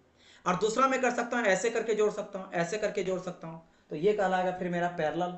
समझ गए? तो जैसे देखो यहाँ पे समझा गया ना, ये मेरा सीरीज रहा, ये रहा पहला, फिर दूसरा जोड़ दिए, फिर तीसरा जोड़ दिए, ऐसे करके। तो this is your series, 1 by 1 करके जोड़ रहे हैं। और दूसरा तरीका है मेरा पैरेलल का है, मतलब ये एक जोड़े, फिर उसके नीचे और एक जोड़ दे, फिर इसके नीचे और एक जोड़ दे। जैसे यहाँ पे देख सकते हो, एक आपका ऊपर में ब्लू है, फिर वही वाला सेम चीज है, बस उसको क्या पैरेलली यहाँ पे जोड़ दिया गया है। तो क्या दोनों के वजह से चेंज मेरा आता है। अगर चेंज आता है तो कैसे निकालेंगे, इन सब के बारे में डिस्कस करेंगे। चलिए डिस्कस करना है, क्योंकि यहाँ पे बेसिकली जो है ना, हम लोग जो यूज करते हैं इलेक्ट्रिकल में भी, इलेक्ट्रिकल रहे या मैथ वगैरह रहे, जब आता है ना कि भाई जब सीरीज में कोई चीज़ है तो सीरीज में किसी चीज़ को कैसे निकालते हैं, है ना। तो सीरीज में जैसे हम लोग रेजिस्टेंस फाइंड आउट करते हैं कि ना, आप लोग फिजिक्स में या इलेक्ट्रिकल वाले कैंडिडेट्स होंगे, या फिर मैं बात करूँ कभी ना कभी तो आप इलेक्ट्रिकल पढ़े होंगे या 10th 12th में भी पढ़े होंगे। तो उस टाइम पे तो हम लोग रेजिस्टेंस निकालते थे कि नहीं, ओम्स लॉ वगैरह का यूज करते थे कि नहीं। तो पढ़ाया जाता था ना कि मेरा जो हीट फ्लो का, आई मीन इलेक्ट्रिसिटी फ्लो करता है, वो रेजिस्टेंस आपके सीरीज भी हो सकता है, पैरेलल भी हो सकता है ना। तो वही सेम चीज हम लोग समझने वाले हैं, राइट। क्योंकि मेरे को मतलब क्या है, अभी तक हम लोग को इतना तो समझ आ गया है, मैं प्रीवियस में समझाया था कि Q इक्वल टू डायरेक्ट निकालेंगे डेल T अपन R इक्विवेलेंट, है ना, या भी बोल सकते हो थर्मल रेजिस्टेंस। तो मुझे केवल change in temperature upon RTH देना है, तो मुझे को बस RTH फाइंड आउट करना है। क्योंकि DT क्या करेंगे, फाइनल माइनस इनिशियल, जो भी फाइनल रहेगा उसको हम लोग घटा देंगे इनिशियल से, राइट। और चीज नेगेटिव लेंगे, लेकिन नेगेटिव को हटा देंगे तो हम लोग, यू आपको पता है, ये भी चीज पता है। देखो और एक चीज मैं समझा देता हूँ कि ये भी पता है कि हम लोग निकालते हैं फूरियर लॉ से, और फूरियर लॉ मेरा क्यू क्या बोलता है, इक्वल टू माइनस के बोलता था, के D T upon D x लेके चलते थे। और माइनस को हटाने के लिए क्या किए थे, क्योंकि मेरा यहाँ पे क्या डी टी बेसिकली क्या, फाइनल माइनस इनिशियल। जैसे यहाँ पे देखो T1 है और T3 फाइनल है, तो क्या करेंगे, T3 माइनस T1 करेंगे, राइट। लेकिन सर यहाँ पे उल्टा क्यों हो जाएगा, क्योंकि सर T1 मेरा बड़ा है, ये मेरा मैक्सिमम टेम्परेचर है, या फिर बोल सकते हो हाई टेम्परेचर है, और सर ये मेरा लो टेम्परेचर है। तो सर ये तो गड़बड़ हो जाएगा, बड़ा में से छोटा को घटाओगे तो नेगेटिव आ जाएगा वैल्यू, ठीक है। तो अगर आपको माइनस को घटाना है तो क्या करेंगे, माइनस को हटाने के लिए फिर इसको लिखना पड़ेगा क्या, कि हायर माइनस लोअर, यानी T3 माइनस T1 अगर करेंगे तो इस माइनस को तब जाके घटाओगे। लेकिन चूंकि मेरा डिक्रीजिंग स्लोप आता है, डिक्रीजिंग होता है, इसलिए हमेशा हम लोग नेगेटिव लेके चलेंगे। इसीलिए हम लोग क्या करते हैं, देखो यहाँ पे निकालेंगे भी तो T1 माइनस T2 किए हैं, तो T1 हाइयर है माइनस लोअर कर दिए, तभी जाके यहाँ से नेगेटिव हटा। और अधिकतर में नेगेटिव हटा देंगे तो घटाएंगे किसको, अपर मतलब हाइयर माइनस लोअर को घटाएंगे, हमेशा मैक्सिमम वैल्यू माइनस मिनिमम को घटाएंगे, राइट। ये चीज का ध्यान रखना। चलिए तो चलिए बात कर लेता हूं यहाँ पे इसके बारे में, एकदम आराम से समझना, थोड़ा धीरज लगा के कुछ देर ध्यान देना, आपको समझ में पूरा क्लियर हो जाएगा। एकदम वही वाला चीज है, बेसिक चीज का यूज करेंगे जो हम लोग देखे थे स्लेब का। तो एक स्लेब यहाँ पे है, सेम चीज है, एक वर्टिकल आपका स्लेब लिया गया है, उस वर्टिकल स्लेब का जो थिकनेस है उसको B1 लिया गया है, उसका थर्मल कंडक्टिविटी मेरा K1 है, उसका टेम्परेचर मेरा T1 है, और जहां से मेरा हीट निकल रहा है उसका टेम्परेचर T2 है, राइट। ये चीज आपको पता है, ठीक है। इधर से मेरा हीट ट्रांसफर हो रहा है, लेकिन अब क्या किए हैं, और एक उसके बगल में जोड़ दिए हैं, जैसे ब्लैक कलर से मैं और एक स्लेब को जोड़ दिया।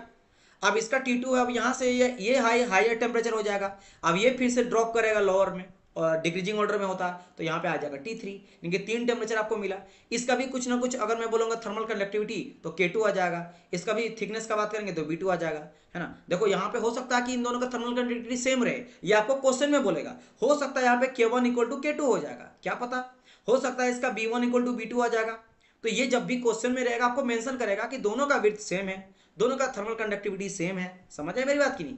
हाँ, और दोनों को जोड़ा जाए तो एरिया जो अगर बात करा जाए तो एरिया तो लगभग सेम ही रहेगा, क्योंकि अगर मैं बोल रहा हूँ, मेरे बात समझना, कि एक मेरे इस तरह का है और दूसरा को जोड़ रखा गया है, तो इसका जितना एरिया मेरा इस तरह करके जाएगा एरिया, उतना एरिया इसका भी रहेगा।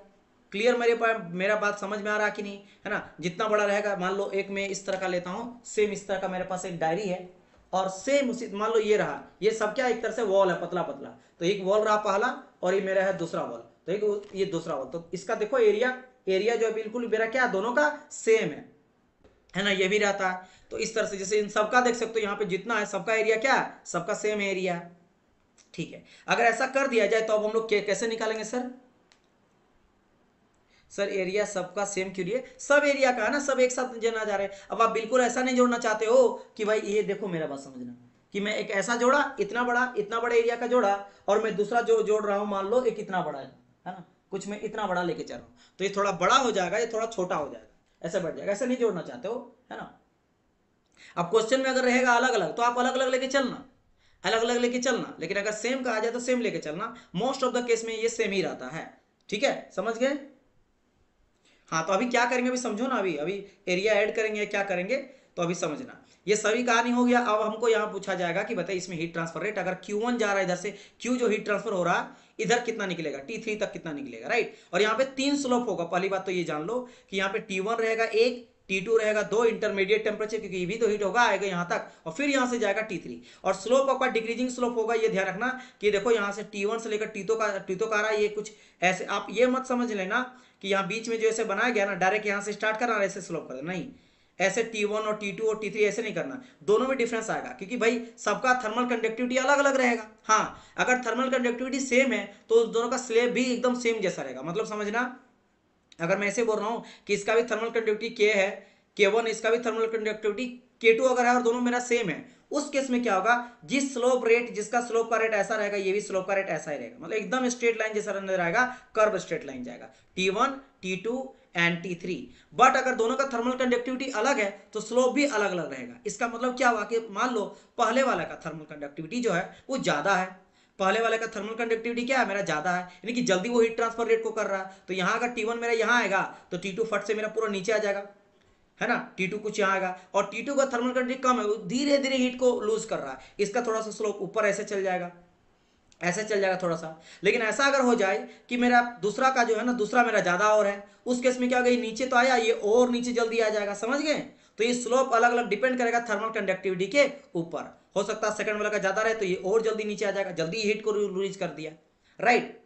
या फिर ऐसा भी कहा जाए कि पहले वाला थर्मल कंडक्टिविटी बहुत कम है, तो बहुत कम है, कुछ ऐसा बनेगा, एकदम थोड़ा सा स्लोप नीचे जाएगा, हल्का सा स्लोप नीचे जाएगा, हल्का सा देखोगे नीचे गया है। और सेकंड वाला का कहा जाए बहुत ज्यादा, तो फिर ऐसा भी हो जाएगा। तो कुछ भी बन सकता है ना। या फिर जो भी है, मतलब उस पर डिपेंड करता कि ऊपर जाएगा या नीचे जाएगा, वो सब उस पर डिपेंड करता थर्मल कंडक्टिविटी के। खैर, ये सब चीज अगर हो गया, अब हम लोग सिंपल क्या निकालना, हम लोग को निकालना वही बात है Q ओपन। अब रेजिस्टेंस यहाँ तो दोनों का अलग अलग आएगा। RTH आपको पता, RTH निकालेंगे हम लोग। R बेसिकली क्या है, थर्मल रेजिस्टेंस, और R इक्वल टू क्या आ जाता है सर, तो R equal to sir B upon K निकालते हैं। मैं आपको कहा था ना RTH B ओपन K क्या है, देखे थे, Q इक्वल टू आया था मेरा KA dt ओपन B, और यहीं से हम लोग लिखे थे Q इक्वल टू क्या थे DDT, और नीचे में किए थे B बाई K, और B बाई K को ही हम लोग कर दिए थे क्या, एक सेकंड, ये RTH करेंगे ना हम लोग, हाँ ये तो रहा RTH, इसी को हम लोग RTH कर लेते हैं, थर्मल रेजिस्टेंस। तो B बाई K मुझे निकालना है, तो यहाँ पे जो RTH होगा वो तो 2R आएगा, इसके लिए अलग, इसके लिए अलग। तो मैं यहाँ पे क्या करूंगा, जो आपका रेजिस्टेंस होगा उसको जोड़ना पड़ेगा। अब यहाँ से यूज करते हैं हम लोग इलेक्ट्रिकल एनालॉगी का। इलेक्ट्रिकल एनालॉगी में क्या जानते हैं, जैसे यहाँ पे इनिशियल मेरा टेम्परेचर क्या T1 है, बीच में यहाँ पे क्या रेजिस्टेंस जो हीट फ्लो को मेरा यहाँ पे रजिस्ट कर रहा है, तो इसको हम लोग क्या ले लेते थे, ये ले लेंगे हम लोग पहला RTH। फिर यहाँ पे आ जाएगा, फिर बीच में आ जाएगा R2 टेम्परेचर सेकंड, और यहाँ पे टेम्परेचर थर्ड, और बीच में यहाँ पे और एक मेरा RTH, तो 2 RTH, क्योंकि एक यहाँ पे एक यहाँ पे, बस खेल खत्म। और यू नो दैट कि जब सीरीज कॉम्बिनेशन होता है तो सिंपल हम लोग RTH को जोड़ देते हैं, दैट्स मतलब जो इक्विवेलेंट मेरा RTH होता है, ये मेरा इक्विवेलेंट, EV मतलब इक्विवेलेंट है ना, तो क्या कर देते हैं, पहला वाला RTH प्लस सेकंड वाला RTH, दोनों को बस जोड़ देते हैं, दैट्स इट, दोनों को जोड़ दिया जाता है। तो पहला वाला का क्या आ जाएगा, B1 बटा K1A1, और दूसरा वाला का B2 बटा K2A2। चूंकि एरिया यहाँ पे दोनों का सेम लिया गया है, इसका भी एरिया और इसका भी एरिया सेम है, A1 इक्वल टू A2 है, तो यहाँ पे क्या कर दिया गया कि A ले लिया गया, बाकी ये चीज है। बस अब Q निकाल दो, तो Q इक्वल टू क्या है, डेल्टी अपन सर RTH इक्विवेलेंट, तो डेल्टी तो आ जाएगा क्या, देखो यहाँ पे वही हायर माइनस लोअर, हायर आपका T1 है, लोअर आपका T3 है, तो T1 माइनस T3 और नीचे में RTH। तो बस पहले वाले का क्या था, मेरा थिकनेस B1 है तो B1, और K1A1, और इसका B2 K2A2। तो चूंकि यहाँ पे एरिया सेम है इसलिए एरिया सेम लिखा गया। तो ये हो गया आपका। और यहाँ पे भी याद रखना कि यहाँ पे भी अजम्पशन आपका सेम रहने वाला है। जो हम लोग अजम्पशन वहां पे 3 लिए थे कि थर्मल कंडक्टिविटी जो रहेगा एक बॉडी का, 2 बॉडी का अलग अलग होगा, लेकिन इस बॉडी का हर एक पॉइंट पे सेम रहेगा, हर एक मतलब समझे ना, थर्मल कंडक्टिविटी जो रहेगा वो सेम रहेगा थ्रू आउट दी बॉडी। फिर आप बोलेंगे सर यहाँ अलग अलग है, एक बॉडी का, जैसे ये K2 अगर बोल दिया है इस बॉडी का, सेकंड बॉडी का अगर K2 है, तो क्या ये नहीं होगा कि इस क्रॉस सेक्शन में इसका थर्मल कंडक्टिविटी ज्यादा हीट को रिलीज कर रहा है, पहले वाले में कम करा, ऐसा नहीं। मतलब एक ही जैसा आपका कंपोजिशन का बना रहेगा पूरा, राइट। और दूसरा क्या था, पहला तो आपका था कि 1 डायमेंशनल होगा, स्टेडी स्टेट होगा, टाइम के साथ वेरी नहीं करेगा, और 1 डायमेंशनल होगा, मतलब एक ही डायरेक्शन में, इधर ही केवल हीट को फ्लो कर रहा है, ना इधर वाला हीट को फ्लो को लेंगे और ना इधर वाले हीट को फ्लो को लेंगे, है ना, केवल एक्स डायरेक्शन में, वाई और जेड डायरेक्शन में 0 लेके चलेंगे, ठीक है। तो यहां से वाला चीज समझ गए होंगे। This is the heat transfer rate for composite slab, है ना, heat transfer rate for composite slab के लिए ये आपका देखने को मिलेगा इन एक्स डायरेक्शन में। यहाँ भी यूनिडायरेक्शनल है तो एक ही डायरेक्शन लेके चल रहे हैं, एक्स डायरेक्शन अगर मान के चलोगे तो आपका क्यू एक्स इक्वल टू ये निकल गया कंपोजिट स्लैब के लिए, कंपोजिट स्लैब के लिए। चलिए अब ये हो गया सीरीज के लिए, लेकिन यहीं अगर बात करता हूं मैं पैरेलल का तो ये रहा ऊपर में पहला वाला, इसका भी थर्मल कंडक्टिविटी मान लेते के है, K1 है, नीचे वाला का मान लेते थर्मल कंडक्टिविटी K2 है। इसका टेम्परेचर बात करेंगे, इस साइड में आपका T1 है और इस साइड में आपका T2 है ना। अब यहाँ पे जब इस तरह करके जोड़ोगे तो आपका क्या होगा, थिकनेस तो सेम रहेगा। अगर एक समान का सबको जोड़ रहे हो तो यहाँ पे थिकनेस, हाँ यहाँ पे एरिया अलग अलग हो सकता है। अब बोलेंगे सर यहाँ पे एरिया क्यों अलग सकता है, जैसे एनिमेशन देखो ग्रीन वाला बीच में ज्यादा थिकनेस उसका नजर आ रहा है, जिस तरह इस तरह समझना, ये इतना थिकनेस का है पहला, है ना। जैसे अगर मैं एनिमेशन के जैसा ही समझाऊं, कुछ ऐसा है, ऐसा है, ऐसा कुछ ऐसा है, ऐसा है, इसका थिकनेस मात्र इतना ही है। ये मैं पहला वाला एक को जोड़ा, ये पहला जोड़ा, और उसको मैं काम करता हूँ कलर कर देता हूँ मान लो रेड कलर से, ये रेड कलर का है। अब मैं दूसरा थिकनेस को लिया, है ना, क्या मैं लिया, दूसरा को लिया, तो दिस इज माई सेकेंड। इसका थिकनेस देखो थोड़ा सा बड़ा है ना, इसका थोड़ा बड़ा आपका एरिया है, तो ऑब्वियसली बात है इसके एरिया A1 होगा तो इसका एरिया क्या होगा, A2 होगा। समझ गए। उसी तरह और भी एरिया अलग अलग हो सकता है, लेकिन थिकनेस का बात करेंगे तो थिकनेस तो सबका B अगर लिए हैं तो सबका B रहेगा, राइट। ये चीज है। अब यहाँ पे भी आपको सेम चीज है कि आपको लगाना क्या है, हीट ट्रांसफर रेट, मतलब simple Q equal to sir del T upon RTH, सबका याद रखना। ये चीज हम लोग स्लैब का, जब फ्लैट स्लैब देखे थे वो भी मेरा क्या था, Q equal to del T upon RTH ही था, बस RTH की जगह में वहां पर क्या था बताओ, याद करो, तो सर B अपन K था, तो B अपन K और ऊपर में क्या था, डेल टी था, बस। इसी को अगर उस फॉर्म में लिखना चाहोगे तो Q इक्वल टू क्या आ जाएगा, K ऊपर चल जाएगा तो बन जाएगा मेरा KADT अपन B। तो बेसिकली आया क्या, Q इक्वल टू आपका डेल टी अपन RTH यानी B अपन K है। यही आपको ध्यान रखना, बस आपको RTH निकालना, उसको वैल्यू नीचे में डाल देना और ऊपर में टेम्परेचर का डिफरेंस, दैट्स इट, खत्म। तो मुझे बस यहाँ पे पता लगाना कि सर इसका RTH क्या होगा जब मेरा सीरीज पैरेलल में जोड़ा जाएगा। तो फिर से वही इलेक्ट्रिकल सिस्टम का यूज करो, तो यहाँ पे हम लोग क्या यूज किए हैं, इलेक्ट्रिकल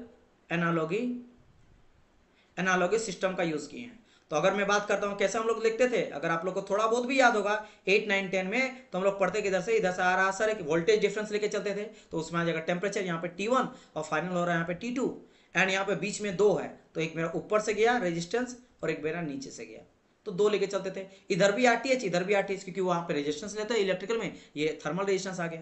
और रेजिस्टेंस मुझे क्या पता, B/K है, जब B इस तरह का रहेगा B/K लेके चलेंगे, तो यहाँ पे B सेम है तो B ऊपर में सेम है, और दोनों का थर्मल कंडक्टिविटी अलग अलग क्या है और एरिया भी अलग है, सेम चीज यहाँ पे भी है।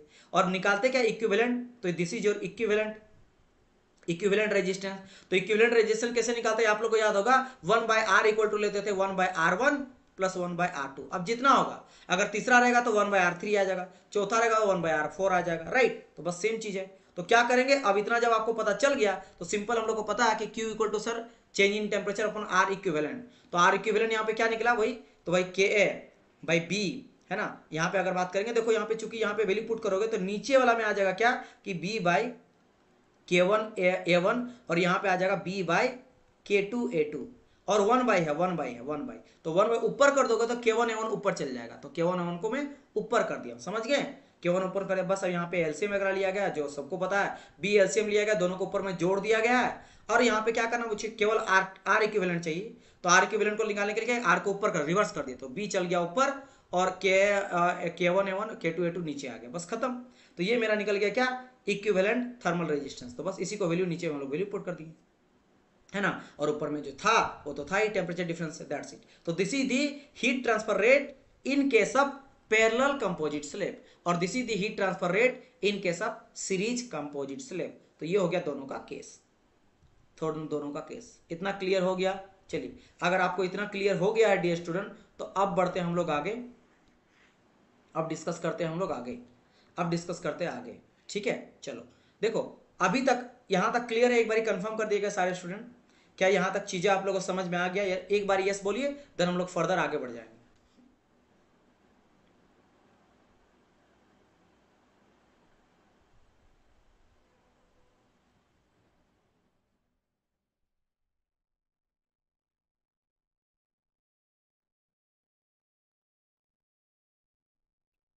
Yes clear, very nice. चलिए ओके, यहां तक क्लियर हो गया, तो बढ़ते हैं अब आगे। देखो जैसे कि अभी तक हम लोग को पता है, जैसे फ्लैट स्लैब का फिर से याद करो, है ना, फ्लैट स्लैब का हीट ट्रांसफर रेट थोड़ी सबसे पहले जब हम लोग देखे थे क्या देखे थे वही, sir Q x x direction में जा रहा था तो सर निकाले थे के है डी टी अपन डी एक्स, है ना, डी टी अपन डी एक्स लिखे थे, इसको तोड़ दिए थे, क्या होता था मेरा T two minus T one, वही देखो T two minus T one, क्योंकि हम लोग हमेशा फाइनल माइनस इनिशियल लेके चलते हैं, क्योंकि डिग्री जो ऑर्डर है तो यहाँ पे माइनस लेके चलना पड़ेगा, है ना, क्योंकि ये तो मेरा नेगेटिव है ना, ये मान लो ये 10 है तो 5 है, तो 5 माइनस 10 तो माइनस आएगा, तो यहाँ पे T one minus T two करेंगे तब नेगेटिव मेरा हट जाता था। और वहीं से हम लोग ये भी देखे थे जो मैंने बात किया कि Q X equal to change in temperature पर आर टी एच केवल चाहिए, आर टी एच वही कंपेयर किए थे इलेक्ट्रिकल एनालॉजी से, जो current equal to change in voltage upon या फिर पोटेंशियल डिफरेंस अपॉन रेजिस्टेंस आता है, यही सब लोग देखे थे। यहाँ पे क्या किए थे भाई, टेम्परेचर है तो टेम्परेचर को ऊपर में रखो और सबको नीचे कर दो, तो एल अपन क्या है, तो एल अपन क्या है, एल यहाँ पे क्या है, मैं यहाँ पे बस एल चेंज कर दिया हूँ, ये हम लोग बी लेके चलते हैं, आप यहाँ पे बी के भी लेके चल सकते हो, लेकिन समटाइम एल बोलेगा लेंथ कि स्लैब ऑफ एल लेंथ, तो एल लो बी बोलो बात एक ही है, तो एल लेंथ लेके चलो तो एल बाई क्या आ जाएगा, तो एल बाई क्या आ गया, दिस इज दी आरटीएच यानी कि thermal resistance for the flat slab. अब यहाँ पे बात करेंगे होलो सिलेंडर का क्या आ जाएगा मेरा, और साथ ही साथ देन बात करेंगे होलो स्फीयर का। तो पहले बात करते हैं हीट ट्रांसफर रेट मेरा क्या आ जाएगा होलो सिलेंडर का। सबसे पहले अभी तक देखो हम लोग क्या पढ़ चुके हैं, फ्लैट स्लैब का पढ़ चुके हैं, फ्लैट स्लैब पढ़ चुके हैं, फिर हम लोग कंपोजिट स्लैब का भी पढ़ चुके हैं, चाहे वो मेरा सीरीज रहे या फिर मेरा पैरेलल रहे, राइट, ये दोनों देख चुके हैं। अब बात करने वाले हैं होलो का, जैसे सिलेंड्रिकल का।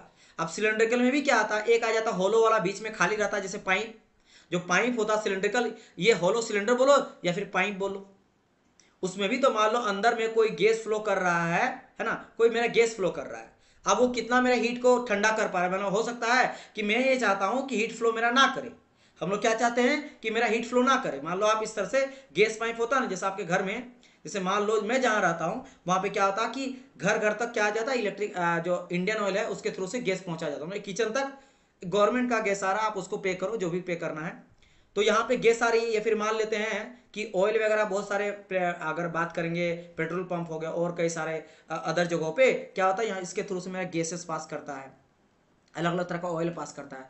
तो आप चाहते हो कि ऑयल मेरा ठंडा भी ना हो गर्म भी ना हो, तो आप इंसुलेटिंग मटेरियल लगाओगे, तो पता तो करना पड़ेगा ना हीट ट्रांसफर रेट आखिर इसका कितना है, कितना, ये तो पता करना पड़ेगा, नहीं तो जम जाएगा ना।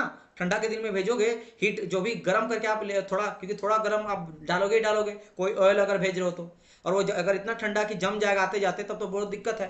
तो आपको पहले पता करना पड़ेगा हीट ट्रांसफर रेट उसका क्या है, फिर उस तरह मटेरियल लेके चलोगे कि भाई इसका हीट ट्रांसफर रेट बहुत ही कम है तो उसका यूज करेंगे ताकि हीट मेरा ट्रांसफर ना करे, इंसुलेटिंग जैसा, है ना, उस तरह से। तो वही चीज है कि ये बहुत काम की चीज है। तो चलो उसके बारे में डिस्कस करते हैं। तो इसके लिए अजम्पशन का अगर बात करा जाए तो अजम्पशन सब कुछ सेम रहता है। जैसे सबसे पहले क्या जाता है, स्टडी स्टेट, यानी कि टाइम के साथ ये मेरा वेरी नहीं करेगा, तो सेम चीज लेके चलते हैं। वन डायमेंशनल, लेकिन यहाँ पे केवल चेंज किया जाता है, हम लोग वहां पे वन डायमेंशनल लिए थे अलोंग द लेंथ, जैसे ये अलोंग द लेंथ बोलो, जैसे ये फ्लैट मेरा एल लेंथ का था, तो इस लेंथ के अबाउट मेरा हीट ट्रांसफर करता था, राइट, लेंथ के अबाउट हीट ट्रांसफर मेरा करता था, यह आपने देखा था। लेकिन अब हम लोग लेंथ के अबाउट हीट ट्रांसफर को नहीं देखेंगे, अब हम लोग क्या करेंगे, केवल और केवल देखेंगे रेडियल, यानी कि अबाउट आपका जो रेडियस रहेगा, रेडियस के डायरेक्शन पे, है ना, उस डायरेक्शन में। जैसे अगर मैं बात करूंगा कुछ, मैं होलो ले लेता हूं इस तरह से, एक सेकंड, ये चीज शायद आपको नजर आएगा तब तो, जैसे समझो ये मेरा कुछ मेरा होलो है, जो मेरा देखो इस तरह से होलो है। अब ये अगर ऐसा करके है, यहां से कोई फ्लूइड पार कर रहा है ना, तो केवल हीट ट्रांसफर ऐसे करेगा, इधर से जाएगा चारों तरफ से जाएगा, इस तरह से गोलाई। जैसे यहाँ पे देखो एनिमेशन से मैं दिखाया हूं, इधर से हीट जाएगा, मतलब इस तरह से जाएगा, हीट इधर से जा रहा है, इधर से जा रहा है, इधर से जा रहा है, इधर से जा रहा है, इधर से जा रहा है, इधर से जा रहा है, रेडियल के डायरेक्शन पे, रेडियल के डायरेक्शन पे। ना तो मेरा लीनियर डायरेक्शन में जा रहा है इधर, ना आगे ना पीछे, है ना, समझ गए ना, मेरा रेडियल के डायरेक्शन में ऐसे जो हीट जाएगा, ऐसे हीट नहीं जाएगा, ना ही मेरा ऐसे भी हीट जा रहा, नहीं ऐसे अलोंग द लेंथ भी नहीं जा रहा, केवल रेडियल के डायरेक्शन में मेरा जा रहा, समझ गए, केवल रेडियल डायरेक्शन। जैसे यहाँ पे देखो, आप सोचोगे सर ये लेंथ के डायरेक्शन में क्या आ रहा है, एनिमेशन चल रहा है, ये समझ लो इधर से हम लोग हीटिंग कर रहे हैं, इधर से क्या कर रहे हैं, हीट प्रोवाइड कर रहे हैं। तो हीट अगर प्रोवाइड कर, देखो आगे से हीट मेरा नहीं निकल रहा, आगे से हीट निकल रहा है, आगे से हीट सर नहीं निकल रहा, नहीं निकल रहा, नहीं हीट किधर निकला, एक तो ऊपर की ओर जा रहा है, इधर भी आ रहा है, ये भी जो बाहर निकल रहा है, ये बाहर होकर सीधा जा रहा है रेडियल, ये भी आपको दिख नहीं रहा, आपके डायरेक्शन में जा रहा है, मतलब ऐसे ऐसे इधर जा रहा है, ऐसे इधर जा रहा है, समझ गए। देखो जैसे यहाँ पे समझा गया, इसके अबाउट चारों तरफ जाएगा, इस तरह से। तो रेडियल डायरेक्शन में अलोंग दी रेडियस है ना, not along the length, length के अलोंग मेरा हीट नहीं निकलेगा। तो ये भी मेरा केवल एक ही डायरेक्शन में लेके चलते हैं। अच्छा यहाँ पे आपका रहेगा क्वेश्चन, क्या रियल लाइफ में सर ऐसा होता है? रियल लाइफ में ऐसा नहीं होता है। रियल लाइफ में अगर बात करा जाए, हाँ अगर रियल लाइफ में बात करा जाए तो हर एक डायरेक्शन से निकल, लेकिन हम लोग स्टडी करने के लिए वन डायमेंशनल लेके चलते हैं। जैसे यहाँ पे भी देख सकते हो, यहाँ पे भी उस तरह समझा गया, इधर से अगर हिट हो रहा तो देखो इधर से जा रहा है, इधर से जा रहा है, इधर से जा रहा है। ये मतलब समझ रहे हो ना, ये आपको लग रहा होगा कि सर ये मेरा अलोंग द लेंथ जा रहा, नहीं, ये मतलब अगर मैं ऐसे भी कोई ऑब्जेक्ट लेके चलता हूँ छोटा सा, तो ये ऐसे ऐसे करके निकल रहा है, ऐसे ऐसे करके, समझ गए? अलोंग द रेडियस, इसके रेडियस के अलोंग ही निकल रहा है केवल, समझ गए? चलिए अगर इतना समझ गए, और फिर आपका कहा गया है, तो अगर मैं यहाँ पे बात कर लेता हूँ, क्या देखो इसके लिए क्या क्या कंडीशन लिया गया कि मान लो इस तरह करके कोई होलो इस तरह करके है, इसका दो रेडियस मुझे लेना पड़ेगा। एक लेना पड़ेगा कि इनर वाला, तो इनर वाला देखो लिया गया R1, जैसा अगर इस तरह रहेगा तो ये रहेगा R1, R1 क्या हो गया आपका? इनर रेडियस आ गया। और बाहर जो R2 है वो क्या हो गया? आउटर रेडियस आ गया। रेडियस तो पता मुझे करना ही पड़ेगा क्योंकि एरिया का जरूरत पड़ेगा। अच्छा, और यहाँ पे इनर में जो इनर आपका, क्योंकि मान लेते हैं ये मेरा ऐसा है और ऐसा है, तो अंदर में क्या हो रहा है? अंदर में सपोज करो मेरा ग्रीन कलर क्या है, मेरा कोई गैस फ्लो कर रहा है, तो यहाँ का टेम्परेचर समथिंग मेरा T1 होगा। और बाहर का अगर टेम्परेचर का बात करेंगे तो बाहर में अलग टेम्परेचर होगा, तो बाहर में टेम्परेचर मेरा T2 होगा। तो उसी तरह T1 अंदर का है, T2 मेरा इसका बाहर का है। और बाहर का टेम्परेचर ऑब्वियसली बात है लो टेम्परेचर रहेगा, क्योंकि अंदर का ही तो हीट मेरा, अंदर में लोग गैस फ्लो करवा रहे, फिर लिक्विड फ्लो करवा रहे, वो कितना ठंडा हीट को ट्रांसफर कर रहा है। तो अंदर का रहेगा हाई टेम्परेचर, बाहर का रहेगा low temperature. T1 is greater than T2, और इसका लंबाई ले लेते हैं L लंबाई। अगर इतना सब आपको पता है, और आपको यह भी पता है कि किसी भी एरिया के लिए, फॉर एनी एरिया, हम लोग को क्या पता है? एरिया क्या पता है? Area of exposure. तो एरिया का exposure according to their radius के अकॉर्डिंग निकालेंगे तो 2 पाई आर एल हो जाता, क्योंकि 2 पाई आर इंटू एल है ना, ये चीज क्या आ जाता? 2 पाई आर है ना, this is your 2 pi R circumference into L, L length है, एल लेंथ का, क्योंकि देखो यही केवल हीट नहीं निकाल रहा है। जैसे अगर मैं बोलूंगा इतना लंबा है, देखना समझो मेरी बात, एल क्यों लिए हैं? अगर मेरा इतना लंबा है तो यहां से भी हीट जा रहा है, इस इधर से भी हीट चारों तरफ से निकाल रहा है, यहां से भी हीट चारों तरफ से निकाल रहा है। जितना लंबा रहेगा है ना, जितना लंबा रहेगा वो चारों तरफ से हीट निकालते रहता है, अलोंग द लेंथ जा रहा है ना, तो हो गया ये 2 pi are into L, L जितना लंबाई मेरा ये रहेगा इंटू एल कर दिए। तो this is the area of exposure, जहां पे मेरा हीट जो है वो ट्रांसफर करेगा। चलिए इतना अगर आपको पता चल गया, दैट्स इट, खत्म कहानी। क्योंकि अब आपको क्या निकालना, वही निकालना Q by change in temperature upon RTH, RTH निकालना, राइट। अब बस इसको निकालने के लिए क्या करेंगे, पूरा मैं आपको इस फॉर्म में ले आ देता हूं है ना। तो सबसे पहले हम लोग वही फ्लैट का याद करेंगे, फ्लैट में से कन्वर्ट करके हम लोग निकालेंगे। देखो सबको उसी का यूज करेंगे। तो फ्लैट के लिए क्या मुझे पता है, फ्लैट के लिए फिर कोई स्लैब के लिए जो निकाले थे, फ्लैट स्लैब बोलो या स्लैब बोलो, स्लैब के लिए क्या जानते हैं? तो फ्लैट स्लैब के लिए में हम लोग जानते थे QX equal to minus sir KA DT upon DX, क्योंकि हम लोग क्या लिखे थे एक्स डायरेक्शन में, सर ये मेरा एक्स डायरेक्शन है तो एक्स डायरेक्शन में लेके चलते थे, राइट। QX एक छोटा सेक्शन से निकाले थे हम लोग, तो ये मेरा था एक स्लैब के लिए। यहाँ पे क्या आ रहे हैं, एक्स डायरेक्शन में ले रहे हैं, R के अबाउट ले रहे हैं, रेडियस के अबाउट ले रहे हैं, तो एक्स R से बस रिप्लेस हो जा रहा है, एक्स R से रिप्लेस हो गया। एक्स क्या करेंगे, R से रिप्लेस कर देंगे, तो वो एक्स डायरेक्शन लेके चले थे, अब R लेके चलेंगे, तो DR यहाँ भी R और R, समझ गए? ये चीज ले लिए। अच्छा अब ये चीज ले लिए, अब यहाँ पे क्या करना, एरिया के जगह में वैल्यू पुट कर। भाई थर्मल कंडक्टिविटी तो कोई एरिया कुछ भी रहे, अगर कोई लोहा का है अब उसको सिलेंड्रिकल का बना दो, रड बना दो, कुछ भी कर लो, वो तो थर्मल कंडक्टिविटी उतना ही रहेगा, तो के तो कांस्टेंट रहेगा। चेंज इन टेम्परेचर तो डिपेंड करता है ना कि इनिशियल का क्या फाइनल का क्या है, तो ये डिफरेंस आपका वही रहेगा, इसमें कोई चेंज नहीं आएगा। एरिया में चेंज, तो एरिया भी क्या निकले 2 पाई आर इंटू एल, तो 2 पाई आर इंटू एल को वैल्यू पुट कर दिए। अब कुछ नहीं, बस अलग अलग फॉर्म है, आपको फाइनल रिजल्ट ही याद रखना, लेकिन डेरिवेशन जान लो कैसे बना है ताकि आपको रटना ना पड़े। तो देखो क्या किए सिंपल, यहाँ पे हम लोग क्या किए हैं, dr बाई आर को एक साइड कर दिए, उसमें रिस्पेक्ट में कर रहे हैं ना, इसीलिए क्योंकि क्यू आर नहीं रहे, तो इसके जगह में देखो आर है ना, ये आर, तो ये नीचे चल जाएगा। बेसिक बात है, गुना में इधर है, इधर आएगा तो डिवाइड आ जाएगा, तो मल्टीप्लाई वाला डिवाइड आएगा नीचे, और dr आपका यहाँ पे नीचे था, ये ऊपर चल जाएगा, ऊपर करिए। बाकी जैसा का तैसे यहाँ पे रख दिए, 2 पाई है ना, 2 पाई के एल इंटू डी टी रहा, ठीक है। अच्छा ये भी तो मुझे देखना पड़ेगा कि यहाँ पे R है, तो कहाँ से कहाँ तक R का चेंज हो रहा है, तो R का चेंज हो रहा है इनिशियल रेडियस से लेकर फाइनल रेडियस, R1 से लेकर R2। भाई इंटीग्रेशन लिमिट तो लगाएंगे, और टेम्परेचर का चेंज क्या रहा, T1 से लेकर T2 तक, बस लगा दी, माइनस को बाहर कर दिए। अब यहाँ पे क्या करेंगे, सिंपल इंटीग्रेशन करेंगे, तो यहाँ पे 2 पाई के, ये तो thermal conductivity constant, L constant, length तो चेंज होगा नहीं, 2 पाई कॉन्स्टेंट, तो सबका सब बाहर, ओनली चेंज हो रहा है टेम्परेचर।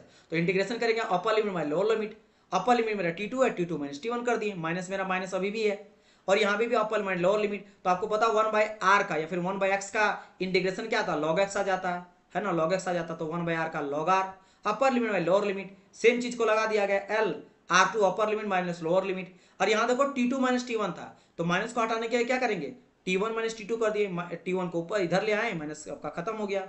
जब ये चीज यहाँ से आ गया, उसके बाद क्या किए, इसको आपको पता है कि लॉगरिथमिक का फॉर्मूला होता है कि लॉगरिथमिक m माइनस लॉगरिथमिक जो n होता है उसको लिख सकते हैं L m by n, minus होता है उसको डिवाइड में लिख सकता है। सेम चीज यहाँ पे R2 में अपन R1 कर दिए हैं, यहाँ पे उस जैसा कहते हैं ऐसा लिख दिया गया, बस खेल कहानी। अब यहाँ पे क्या करना, QR निकालना है, तो बाकी सबको उधर ले गए, तो Q के जो जैसा कहता है ऐसा ऊपर में था, नीचे वाले को नीचे लिख दिए। अब इसको मुझे कन्वर्ट करना किस फॉर्म में, जो हम लोग को जानते हैं किस फॉर्म में, तो सर Q इक्वल टू वही डेल टी अपन RTH के फॉर्म में, तो डेल टी ऊपर में डेल टी वाला को रखेंगे, तो ऊपर में क्या है डेल टी के फॉर्म में, यहाँ केवल ऊपर सर T1 माइनस T2 है, तो T1 माइनस T2 को ऊपर में रखेंगे, तो रख दिया T1 माइनस T2, बाकी सबको नीचे कर दो, तो नीचे क्या क्या आ जाएगा, एक तो सर आपका लॉगरिथमिक R2 अपन R1 आएगा, एंड डिवाइड बाई क्या आ जाएगा पूरा का पूरा 2πkl, और यही 2πkl क्या कहलाएगा आपका thermal resistance in case of hollow cylinder, thermal resistance of hollow cylinder, that's it, this is the आपका क्या चाहते हो। देखो इसका फाइनल आपका रिजल्ट ये भी है, ये जो रेड कलर से है ये भी है, लेकिन इतना फॉर्मूला याद मत रखना, आपको केवल याद रखना ये नीचे वाले को RTH रखना है, RTH जो मैंने यहाँ पे लिख दिया हूँ RTH, क्योंकि हम लोग इक्विवेलेंट रेजिस्टेंस करंट के साथ देखे थे, क्योंकि आपको बस ये निकालना कि डेल टी सर RTH क्या होगा, तो RTH सबके लिए याद रखना कि भाई सर लॉगरिथमिक यहाँ पे जैसे आप यहाँ पे पकड़ोगे कैसे, तो सर R2 माइनस R1 है, जैसे R2 डिवाइड बाई R1 है और 2πr है L है, तो याद रखो सर ये तो नीचे वाला, क्योंकि अपना एक काम करो रिलेट करो किसके साथ पता है, फ्लैट स्लैब के साथ, देखो कैसे याद हो जाएगा। जैसे ये मेरा किसका है, सिलेंडर का है, होलो सिलेंडर का है, तो मैं रिप्लेस कर देता किसके साथ, स्लैब के साथ, तो स्लैब का क्या था सर डेल टी अपन RTH अगर लेंगे तो RTH सर क्या आ जाता था, RTH याद करो तो sir Ka divide by A आ जाता, B आ जाता, B सर B वहां पे क्या था, लेंथ याद करो L या B लेंगे सर, और नीचे में K और A, बेसिकली यही तो होता था। यहाँ भी देखो ध्यान से वही आपका है, यहाँ पे L के जगह में क्या है, L है या बिर्थ नहीं, यहाँ पे हम लोग रेडियस लेना है, इसलिए रेडियस आपका ये आ गया, क्योंकि इंटीग्रेशन हम लोग ले रहे थे है ना, छोटा पार्ट से बड़ा पार्ट इंटीग्रेशन। नीचे में सर क्या है, थर्मल कंडक्टिविटी और एरिया, तो एरिया बेसिकली क्या 2πk, जो 2π यहाँ पे निकाले हैं 2πl, ये तो आपका क्या 2π याद है, मैंने कहा था 2πrl पूरा लिए थे है ना, वही तो कहानी है। R तो ऊपर चल गया तो 2π आपका हो गया, तो यहाँ नीचे में थोड़ा सा 2πk हो जाएगा, तो क्या आ जाएगा यहाँ पे वही वाला चीज है, तो यहाँ क्या के आप ले लो, के ले लो, और एरिया क्या है मेरा 2π एंड L, R आपका ऊपर चल गया, तो वही घुमा फिरा के तो वही है, एरिया है और ये है, तो ये हो गया क्या मेरा heat transfer rate for the hollow cylinder, और this is the heat thermal resistance for the cylinder. हाँ सब कंडक्टिव मटेरियल है तभी तो हीट ट्रांसफर कर रहा है, ऑल आर कंडक्टिव मटेरियल, ठीक है। चलिए ये हो गया क्लियर आपका। अब बात करते हैं, यहां मैंने जो बात करा था होलो सिलेंडर, एक सेकंड, हाँ होलो सिलेंडर हो गया क्लियर, माय पॉइंट नोट, चलिए समझ गए। अब बात करते हैं किसके बारे में, होलो स्पेयर के बारे में, समझ लो होलो स्पेयर। अगर मैं स्पेयर लेके चलूं तो जैसे यहाँ पे ना बेसिकली इसको मुझे गोला लेना था, लेकिन मैं यहाँ पे इस तरह का क्यों लिया आपको समझाने के लिए। स्पेयर मीन्स क्या था, आपको बॉल जैसे बॉल होता है ना, अगर मैं यहाँ पे लेके चलूँ, ये दिस इज माई स्पेयर, ये बॉल देख रहे हो ना, ये कहलाएगा मेरा स्पेयर कहलाएगा, दिस इज योर स्पेयर है ना। कोई भी जो आपका सर्कल होता है ना, सर्कल को आपको अगर जैसे सर्कल होता है, ये होता है 2D, और ये अगर मैं बोलूंगा एक बॉल मेरे पास है, क्रिकेट का बॉल है, कोई भी बॉल है, तो ये हो जाता है मेरा 3D है ना। क्यों 2D में केवल दो ही नजर आता है आपको, या तो इसका हाइट निकालोगे और लेंथ निकालोगे, तो 2 डायमेंशन। 3D में 3 चीज, क्योंकि इसका कुछ ना कुछ मेरा लंबाई भी रहेगा, कुछ ऊंचाई भी रहेगा, और कुछ उसका विड्थ भी रहेगा, मतलब चौड़ा लंबाई ऊंचाई एंड आपका क्या आ जाता है ना, लंबाई ऊंचाई और उसका चौड़ाई, तीनों चीज देखने को मिलता है, इसीलिए इसका 3 डायमेंशन हो जाता है, 3D कहा जाता है इसीलिए। तो इसका निकालना, फिर आप बोलेंगे सर एनिमेशन, बेसिकली मुझे एनिमेशन लाना था, इसका मिला मुझे मिला नहीं है ना, और चल नहीं रहा था, तो इसको मैं क्रॉस सेक्शन कट करके दिखाना चाह रहा था, तो केवल एक्चुअली ये मेरा क्या स्पेयर मान लेना, ये बस इसको कट के दिखाया जा रहा है कि हीट ट्रांसफर रेट ये किसके अकॉर्डिंग हो रहा है, ये भी रेडियस के अकॉर्डिंग, देखो सब ये बाहर आ रहा है, तो ये आपको समझाना का ट्राई कर रहा हूं मैं कि हीट जब अंदर में गर्म होगा ना, मान लो ये स्पेयर रहेगा तो हीट बाहर की ओर आएगा। जैसे मान लेते हैं आपका फुटबॉल है, तो फुटबॉल क्या है आपका अंदर में है, अब अंदर से हीट जो कितना बाहर आ रहा है, अब अंदर का एयर आप गर्म डाले हो या ठंडा डाले हो, उससे कितना हीट बाहर निकल रहा है। जैसे कोई बॉल अगर आप बनाए हो है ना, कोई कांच का या मेटल का जिसके अंदर में आपने क्या डाला, कुछ ऐसा गर्म चीज डाल दिया है ना, ऐसा कोई चीज डाल दिया है और वो धीरे धीरे आपका हीट रिलीज कर रहा है ना, या फिर कोई अंदर में आपने ठंडा चीज डाला है और वो कितना आपका धीरे धीरे हीट रिलीज कर रहा है, जो भी हीट कंडक्ट कर रहा है, तो वो आपका अकॉर्डिंग टू रेडियस यहाँ भी देखने को मिलता है। तो सेम कंडीशन लगे, स्टडी स्टेट लेके चलोगे, वन डायमेंशन लेके चलोगे, है ना, वन डायमेंशन आपका देखो वही है, 1D है, रेडियल आउटवर्ड डायरेक्शन में आपका हीट फ्लो करेगा। यहाँ भी आपका इनर का टेम्परेचर T1 लिए हैं, आउटर का टेम्परेचर T2 ले लिया गया है ना, इनर का रेडियस को हम लोग R1 लिए हैं और आउटर का रेडियस को हम लोग R2 ले लिए हैं। कहानी खत्म। अब बात करते हैं क्या कि सर कैसे क्या, तो इसका एरिया आप जान लो, स्फीयर का एरिया सबको पता 4πr² आ जाता है, एरिया बस आपको पता होना चाहिए। एक बार जब आपको एरिया पता चल गया कि सर 4πr² होता है, दैट्स इट। फिर वही स्लेब का याद करो कि स्लेब के लिए क्या लेते थे, तो हम आ जाता था k dt/dx, x के जगह में क्या लेंगे, फिर से r लेके चलेंगे, तो x r से रिप्लेस हो जाएगा, x जो यहाँ पे था वो r से रिप्लेस हो गया, दैट्स इट। फिर वही कहानी है, एरिया का वैल्यू पुट कर दो, तो एरिया के जगह में क्या आ जाएगा 4πr², r वाले को इधर ले आओ तो dr ऊपर चल जाएगा, r² जो था नीचे चल जाएगा। बाकी यहाँ पे देखोगे कि जैसा का तैसा लिख दिया गया, इसमें कांस्टेंट क्या क्या वो बाहर कर दो, तो k आपका कांस्टेंट है थर्मल कंडक्टिविटी, पाई कांस्टेंट है, r कांस्टेंट है, माइनस कांस्टेंट है बाहर।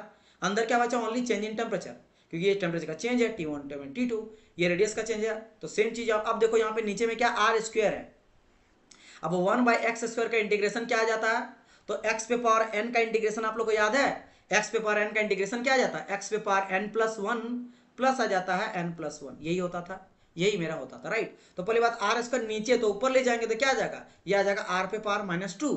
अब ये बन गया, अब इसको इंटीग्रेशन करेंगे तो क्या आ जाएगा, r पे पावर -2+1 और नीचे में आएगा -2+1, तो सेम चीज देखो r -2+1 -2+1, ठीक है। तो इसको क्या आपका फाइनल रिजल्ट बनेगा, देखो -2+1 जो आएगा वो बनेगा -1 आपका ऊपर में और नीचे में -1। अब ये -1 जो है उसको नीचे अगर ले आएंगे तो r आपका आ जाएगा, r बन जाएगा, यानी 1/r आ जाएगा, और माइनस का तो माइनस रहेगा, तो 1/r आपका फाइनल बचेगा, क्या बनेगा -1/r बचेगा, देखो 1 - r/r। Upper limit lower limit अभी वैल्यू पुट नहीं किए हैं, है ना। और बाकी इसका अगर कहानी है तो dt है, चेंज इन टेम्परेचर, यहाँ पे upper limit lower limit value को पुट कर दिया। अब यहाँ पे भी पुट करते हैं r2 - r1 को, तो क्या आ जाएगा, यहाँ से अगर बात करेंगे तो r2 यानी 1/r², है ना, r² है ना, और माइनस क्या आ जाएगा 1/r पे पावर 1, इस तरह से r2 - r1 आ जाएगा, और ये माइनस रहेगा इस तरह से, ऐसा कुछ यहाँ देख सकते हो माइनस रहेगा। q आपका बाहर रहा है, q का जैसा तैसा बाहर था, बाहर मैंने माइनस को बाहर करा है। अब इस माइनस को मैं क्या करता हूँ, यहाँ पे अभी फिलहाल इतना रहने देते, और ये जैसा का तैसा यहाँ पे लिख दिया है, यहाँ पे माइनस को हटा दिया गया है। देखो यहाँ पे T2 - T1 था, T1 - T2 करके हटा दिया माइनस को। फिर क्या किए, एलसीएम ले लिया r1 और r2 को, ऊपर में आपका जैसा का तैसा ये सेम चीज लिख दिया गया है। माइनस को हटाने के लिए क्या किया, r1 - r2 जो था वो r2 - r1 कर दिए, तो माइनस आपका क्या होगा, खत्म हो गया, पॉजिटिव हो गया, ये जैसा का तैसा है बस। और क्या करना, कुछ नहीं, आपको क्यू अब निकालना है, तो क्यू निकालने के लिए दिस पूरा और दैट पूरा का पूरा वैल्यू नीचे, तो ये जो आपका है ये क्या आ जाएगा, ये चल जाएगा आपका नीचे, ये ऊपर चल जाएगा ना, ऊपर चल गया और ये आकर नीचे, बस ये कहानी। फिर आपको निकालना किस फॉर्म में, आपको निकालना सर Q इक्वल टू, आपको निकालना सर वही change in temperature upon RTH sir. तो सर RTH क्या आएगा, तो ऊपर में तो चेंज इन टेम्परेचर ये मेरा है, नीचे में सबको नीचे भेज दो, तो R2 - R1 divide by k pi k मतलब 4πk R1 इंटू R2, तो this is the thermal resistance of hollow sphere. और ये पूरा का पूरा क्या निकला, चाहे आप इसको बोलो या फिर इसको बोलो, this is the heat transfer rate for hollow sphere, और this is the heat transfer rate of hollow sphere in case of electrical equivalence के बेसिस पे अगर बात करा जाए तो, जिसको हम लोग इस फॉर्म में लिख सकते हैं कि ΔT/RTH, ठीक है, ΔT/RTH। अब ये सब जो मैं आपको बताया हूं डेरिवेशन पे न्यूमेरिकल कभी नहीं पूछेगा, फाइनल रिजल्ट पे आपको पूछ सकता है, डायरेक्ट आपको क्वेश्चन दे देगा T1 टेम्परेचर इतना है, T2 टेम्परेचर इतना है ना, रेडियस का चेंज इतना हो रहा है और थर्मल कंडक्टिविटी इतना है, तो बताइए मेरा क्या आ जाएगा, हीट ट्रांसफर रेट, बस ये आपसे पूछ सकता है, ये पूछ सकता है, समझ गए मेरी बात की नहीं, इस तरह से आपको पूछेगा यहाँ पे। अब देखो मैं क्या कर रहा हूँ यहाँ पे, आपको इजी करने के लिए सबका यहाँ पे चार्ट बना दिया हूँ। सबसे पहले हम लोग बात किए थे फ्लैट स्लैब का या स्लैब का, उसका देख सकते हो, दो ही चीज आपको पता होना चाहिए, जैसे हीट ट्रांसफर रेट के लिए चेंज इन टेम्परेचर अपना RTH, तो ये फॉर्मूला जो है इतना बड़ा फॉर्मूला याद रखने के से अच्छा है कि केवल आप RTH याद रख लो, थर्मल रेजिस्टेंस याद रख लो। अगर आपको थर्मल रेजिस्टेंस याद हो जाएगा तो क्या करोगे, टेम्परेचर के नीचे डाल दोगे सबको। तो याद करो RTH स्लैब के लिए क्या था, L/ या फिर B/K था। Here B is the width of the slab और L is the length of the slab, और क्या thermal conductivity, A is the area। वहीं अगर होलो सिलेंडर का बात करेंगे तो होलो सिलेंडर के लिए इसमें क्या आ जाता है, आ जाता है L आपका ln R2/R1 by 2πkL, और अगर बात करेंगे होलो स्फीयर के केस में तो R2 माइनस R1 4 पाई के R1 इंटू R2। इसी को इस फॉर्म में कन्वर्ट कर दिया गया कि डेल टी, तो डेल टी है और नीचे धकेल दिए तो L आपका नीचे आया, K1 ऊपर चल गया। इसका बात करेंगे तो देखो डेल टी है और नीचे में क्या है मेरा ये है, तो ये नीचे में ही रहा और बाकी नीचे वाला चीज ऊपर चल गया। सिमिलरली यहाँ भी मेरा क्या है डेल टी है और नीचे में क्या 4 पाई 4 आपका ये ही रहा, ऊपर वाला ऊपर रहा है ना, और ये ऊपर आ गया। बस खेल का कहानी खत्म। कंपोजिट वाला यहाँ पे नहीं लिखा गया, कंपोजिट वाला में सिंपल आपको जोड़ देना, वहाँ पे क्या करना बस जोड़ देना था RTH। इस तरह अगर मैं यहाँ पे कंपोजिट स्लैब का बात करूंगा, कंपोजिट स्लैब का, तो यहाँ पे प्लस L प्लस के कर देंगे, प्लस L प्लस के कर देंगे, इस तरह से करना था और क्या था, है ना। इक्विवेलेंट के केस में आपको पता है कि R इक्विवेलेंट लेंगे तो आ जाएगा क्या 1/RTH प्लस 1/RTH, इस तरह से। तो ये आपका क्या आ जाएगा, अगर ये आपका पैरेलल में रहता तो पैरेलल के केस में 1 फिर आ जाता प्लस 1/L/K, है ना। इस तरह से लेके चलते हैं, जो भी आपका लेंथ एरिया वगैरह जो भी चेंज रहता है इस तरह से। तो ये कंप्लीट चार्ट है, तो आपको बस इसको ध्यान रखना है, आराम से आप सभी चीज़ों को कर सकते हो। क्लियर, समझ गए। चलिए ये रहा आज का हम लोग का क्लास। उम्मीद करता हूँ कि सेशन आप लोग को पसंद आएगा, सारी चीज़ें क्लियर हो गया है, तो हम लोग क्लास को सेशन को बंद करेंगे, ठीक है।